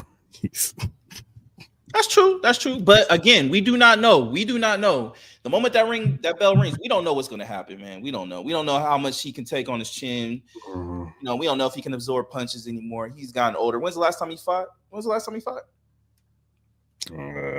lost to Ugas. When was that?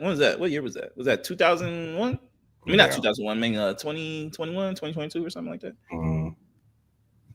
We're almost 2026, baby. 3 years. It may seem quick to us, but in body years, man, that is a long time, bro. It's a long time away from the ring. But hey, man, good luck to him, man. I think he had an exhibition last year. He didn't look good though, but I think I remember that. Yeah, it didn't look good, but honestly, I'm gonna root for Pacquiao. I hope he wins. You know what I mean? I'm always gonna be a fan of Pacquiao. For sure. All right, let's go back to the WNBA, man. Let's make some predictions, dog. Mm-hmm. All right, man. Who you got as your rookie? Who do you think is going to be the rookie of the year? Rookie of the year? I'm going to go with the number 1 pick. I'm going to go with Paige. Let's see what she's doing right now. I think she hasn't been doing too bad. Let me see where she at. Well, she had 10 points her first game. Yeah, I think she just gotta get a little bit more comfortable, but I'm gonna go with Paige, man. I think she'll break it out here in the next couple weeks. I just think she got to feel herself. I'm gonna go with Paige. Yeah, I'm gonna go with Kiki. Okay. I'm gonna go with Kiki Everand. I think she's gonna have more opportunities to score, block shots, and do all that good stuff. And I think as the season go on, she's gonna continue to improve. So I'm gonna go with Kiki, man, and getting the Mystics to the playoffs. What's up? All right, man. Who you got as your MVP? I think I said it earlier. I think they're gonna find any way to give it to Caitlin Clark to justify her being the face of the league that they anointed. Obviously, I think Nafisa Collier. I think her and Asia Wilson. I know they're not gonna give Asia Wilson it again, even though she is gonna be warranted that. But yeah, I think they're gonna find a way to give it to Caitlin Clark. I'm gonna go with Nafisa. I think Nafisa is gonna have a great season again. I think the Lynx are gonna be right there and one of the top teams in the WNBA, and I think she's gonna be the very reason. So I'm gonna go with Nafisa. But I'm with you. I hear you on Caitlin Clark. I'm gonna go with Nafisa. Mm-hmm. All right, man. Let's do we ain't got to do matchups or nothing like that. Just give me your 4 teams on the East and your 4 teams on the West. So I'm gonna go with the Aces. I'm gonna go with the Sparks. I'm gonna go with Dallas, and then I'm gonna go with Phoenix. No, you know what? I lied. I'm gonna go Minnesota. I'm gonna go Vegas. I'm gonna go Phoenix, and then I'm gonna go Dallas. Okay. Nah, take out Dallas. I'm gonna go Sparks. Take out Dallas. In the East, I'm gonna go Fever, Mystics, Liberty, and the Dream. For sure. Yeah, I got the same on the East. Liberty, Fever, Mystic, Dreams. I'm gonna go Lynx, Sparks, Aces, Wings on the West. Okay. And then who you got in the finals? In the finals, I'm gonna go. I think we get the rematch. I think we get Minnesota and New York. I'm gonna go Liberty and Sparks, man. No, you got the Sparks surprising, huh? All right. I got the Sparks winning the championship. And the Sparks winning. I got Minnesota winning it this year. I think Minnesota wins it. I think they're coming off that. I think they went all 5 games too. Yeah, I think Minnesota. Nafisa, she needs that. She's nice. She's nice. Yeah. I picked her from my. I wish it was my Aces, but I don't know. I don't know. I think I don't like it's gonna be tough. It's gonna be tough. They need to get another big player in there to help out Asia. If they can do that, if they can find a way to get Carmela Cardoza, especially if the Chicago Sky don't really start off well, I like that. I think that would be a really good fit, and I think we could have another. That's a cheat code. Who would you give up for Camila? I already know. Never mind. Don't even answer that. Oh well, the first one would be fucking Kyle Kuzma. Her ass would be fucking out of that. Let me look at this roster. I don't know how much they would ask for. I'm not really too familiar as far as like the value of each of these players, but yeah, Kirsten Bell, she got to go.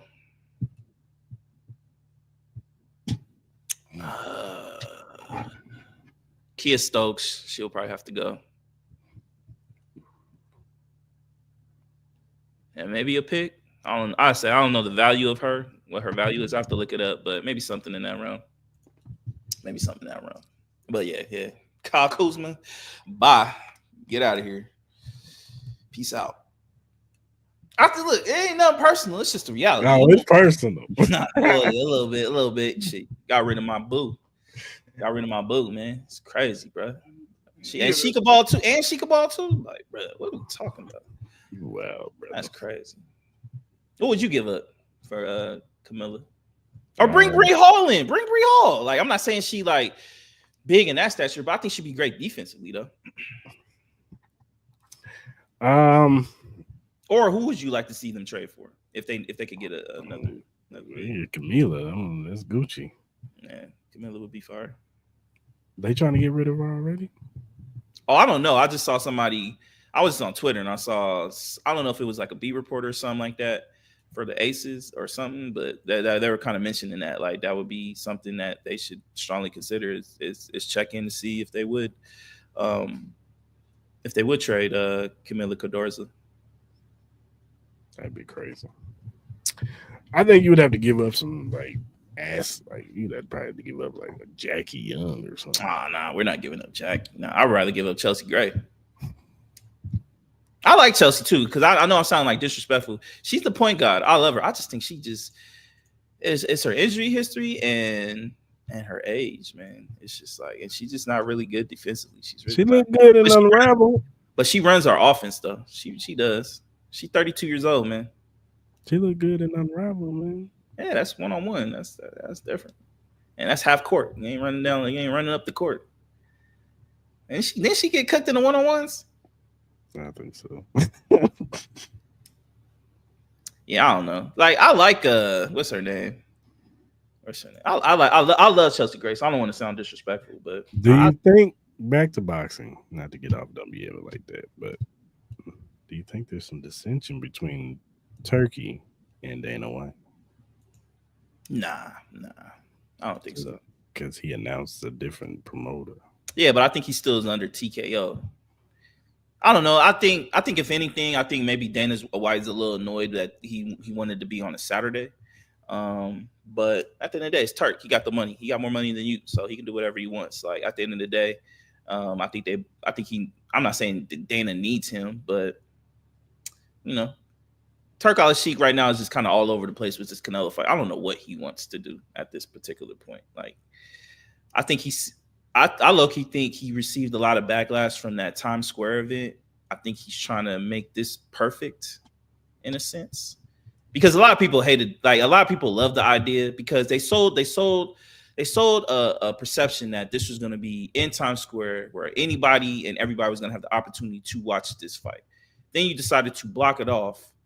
You don't even allow outside people to even you don't even bring the same atmosphere. And then on top of that, all three of those fights were terrible. I think that doesn't help.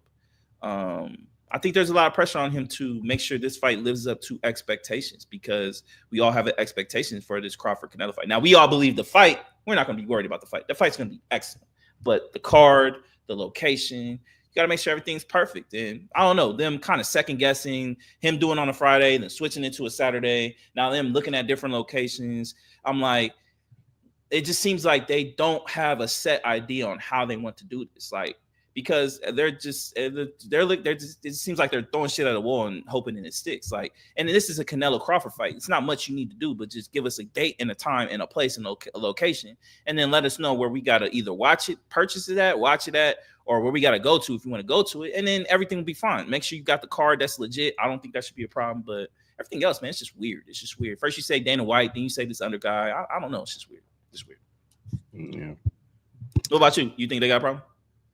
I do. No, okay. I just think it's strange how all this shit just changed all in one day. I just think there was something that happened, a meeting or something. And Dana White is very tight-lipped. He ain't never tight-lipped. Why, did he say something? I haven't seen anything. No, he hasn't said anything at all. But I'm just saying, it's very strange how all of a sudden there's supposed to be a TKO, Dana White, all this shit. And all of a sudden he switches the date. Now he's announcing some other promoter with Rider Season. Now they didn't say they said Rider Season. Yeah, I don't know. I just think Dana White is a very smart individual. I'm sure there's a lot of things he wants to do Middle East that, I'm sure Turk Al-Sheikh is in control of. That's the one person you don't want to piss off, especially in the fighting game right now. So I don't know. He may be irritated. He may not be. He just may not say it. I won't be surprised. Or maybe he don't like that, Dana want to lowball some of these guys like they do in UFC. Like the way he do business. But I think but before you even seal the deal on everything, wouldn't that be something you already talked about before you even decide to merge everything together? I'm like, if that's the case, then you're running this like mom and pop shop to a degree. Like, you know what I'm saying? Like that would make no sense. I agree. I'm just saying. I just think it's strange. I think it's some. I ain't saying that like they at each other's neck, but it's something. It's something. I think there. You know me. I've been on the Turk Al-Sheikh train. You know what I mean? I've bigged up him getting his Hall of Fame within 3 months of even promoting the boxing event. But I still look. I would say the New York event. I was highly critical of him. I thought they did a poor job of that and how they managed that whole situation. Like, I think people are turning on him. No, they are. They are. My timeline. They are. They're like, yeah, like he ain't like. They're like, oh, what's up? And I think he's feeling that to a degree because I think he wants. I think at the end of the day, I know Turk Al-Sheikh is a very, very powerful man. He cannot give a fuck about what anybody thinks, but I think he really truly cares what boxing fans feel of him because I think he's as you said, I think he's a real true fan of boxing. He just wants to give us the best of the best. He wants to give us experiences that we've never experienced. I just think he's just doing too much. You know what I mean? I just think just give us the boxing matches, put them in arenas where they need to be in. There are certain fights that need to be in Vegas. There are certain fights where you can put them in LA, New York, and all that. this Crawford Canelo fight is a Vegas fight. That's just it. And make it work. Like if you want an Allegiant, make sure you pick the right date where you can have it an Allegiant. You know what I mean? I'm sure they'll work with you. Like obviously you can't change what the Rebels and the Raiders are doing, but I'm sure there's a date where you can figure it out. Or if you need to be in T-Mobile, or do what you did in LA, create an outside venue, put it somewhere, and then call it a day. Do it across the street at Mandalay Bay. You got that whole lot that's right there. It's too hot for all that, man. You could put covers and shit. You could figure it out. He has so much money, bro. You can do an indoor thing, bro. Like just get it at Allegiant, man, and let's get this shit on, man. No, for real. It's not hard, bro. Keep it simple, dog. Push it back a week. Won't need lions, tigers, and bears, okay? All that shit. We just need Crawford, Canelo, ring, fight. That's it. That's all we need, man. That's it. Keep it simple. And then, if you do see this, Cris and Maul would love to be a part of the show or any festivities you may want to create for that week. We'll clear our calendars for you, my brother. Like we would love to be a part of that event. You know what I'm saying? Like, small fee. Look, hey man, whatever you want to give us, I'm not gonna sit here and like complain. You know what I mean? But at the end of the day, Turk Al-Sheikh, we want to be a part of whatever boxing event you have in Vegas. I'm putting it out there. I hope anybody who sees this sends this to him. We are huge fans of you. We're huge fans of boxing. We would love to be a part of anything you have got going on in Vegas, whether it's the Terrence Crawford fight or any other fights you have coming. We want to be a part of that, man. We want to be one of the pioneers in Vegas to be a part of something historical. We want that. So if anybody knows him that comes across this podcast, send this to him. We want to be a part of it. We are huge boxing fans. We love what you're doing for the sport, man. Let's rock out with you, man. We love it. Said I love you. I do. Yeah, let's do flowers of the week.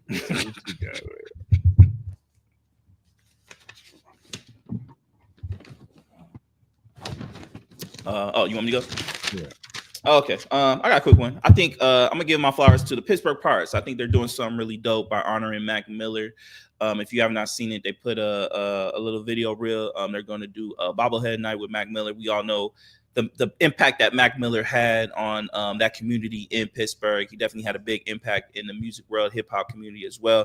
Huge fan of Mac Miller. You know what I mean? Gone too soon for sure. So I think it's dope that they're honoring him, his family, and bobblehead night, man. That bobblehead is going to be worth a lot on the secondary market. So shout out to everybody who gets one, man. Shout out to Mac Miller and shout out to the Pittsburgh Pirates for doing that, man. I think it's cool. For sure. I got two. First one, I'm going to go with my Kansas City Royals. Shout out to them for promoting that demon that's coming soon. Jack Caglione. He's coming, baby. He got bumped up to AAA.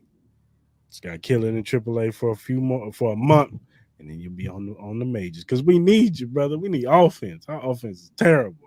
Our pitching, some of the best in the league. Our offense, horrible. Can't score, man.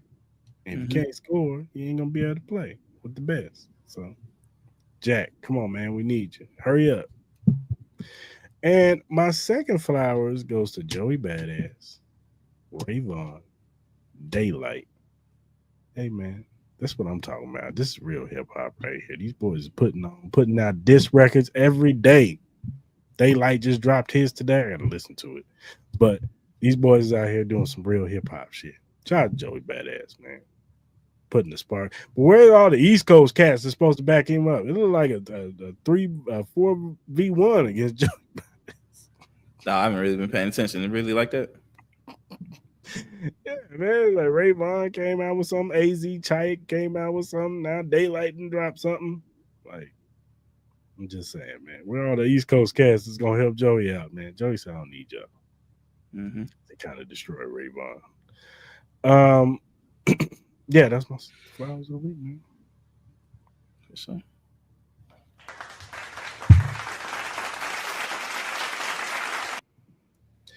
All right, man. Who gets your hell no?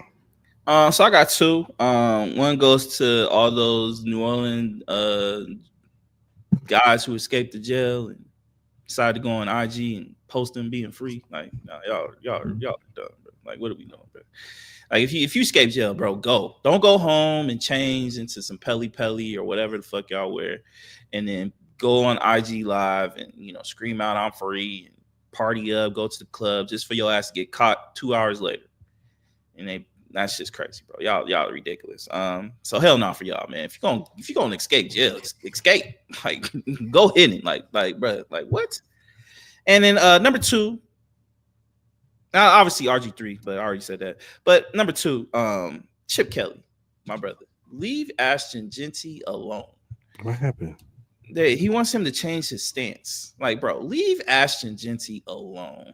Bro, there's photos of Ashton Genty who slightly changed his stance. Everybody loved the Michael Myers stance. Look, let him be him, bro. That stance is really not going to change anything. Him getting a little lower is not going to, make him more faster, more explosive. He is who he is. Allow him to be who he was. I love that stance. I think that was very iconic. I was looking forward to him being in a Raiders jersey in that stance, him just standing straight still doing the Michael Myers. Chip Kelly, leave him alone. Leave him alone. Leave him alone. You're doing too much. Leave him alone. So you get my hell no. I mean, my hell no was RG3, so it is what it is. We already know. Mm-hmm. Oh my God, bro. Oh, hell no, man. What the fuck, man? Get your ass on, boy. You get your goddamn ugly ass on. All right, man. Another good show on the books, people. Mm-hmm. If you look at the screen, you'll see the QR code for our WWE shop. Go ahead and scan that for all my WWE fans out there. Go and get your latest merchandise, whether it be CM Punk, Seth Rollins, OTC Roman Reigns, Cody Rhodes, John Cena, Randy Orton, Io Sky, Rhea Ripley, Bianca Belair, Jade Cargill. Whoever's your flavor, whoever you like, whoever you're a fan of, scan that QR code and go get your WWE merch. And if you want to donate to the Cris Mall podcast, you can donate to our Cash App, Cris Mall podcast. We will appreciate anything you would love to donate. Whatever streaming platform you use to listen to your podcast, Cris Mall podcast is available on Spotify, Apple, Google, Amazon, iHeartRadio. You'll see all of our recent episodes to the past one. Also, if you're a first-time watcher on YouTube, hit that subscribe button, that like button, that notification button. So when we go live on Mondays at 10 a.m. Pacific Standard Time and Wednesdays at 9 p.m. Pacific Standard Time, you can jump into lives. You can talk about these topics. We want to hear from you. Do you agree with us about the Caitlin Clark situation? Do you agree with us on our stance on who's going to be MVP, Rookie of the Year, our finals playoff predictions? You know what I'm saying? Do you agree with our NBA stuff? Boxing, whatever. Disagree, agree? Give us your opinion. Leave it in the comments section if you're listening on the playback, but make sure you subscribe. And whatever social media platform you use, whether it be X, Instagram, Facebook, TikTok, Threads, Twitch, whatever you use to do your social media on, Cris Mall podcast available at Cris Mall. You can follow us. We'll follow you back. If you have critiques, feedback, question, topic that you want us to bring up on the show, and we like said topic, we will bring it up. We'll shout you out because we want to show love to those who show love to us. So go ahead and hit us up via DM, email, or our mentions, and we will get back to you as soon as we see it. So follow us. All right, good people. Hope you guys have a good rest of your week. Well, good next few days. We'll be back on Wednesday night to talk about the Eastern and Western Conference Finals and whatever other topics that come up during the week. So stay tuned, and we will be here on Wednesday night. So until then, we out. Yes, sir.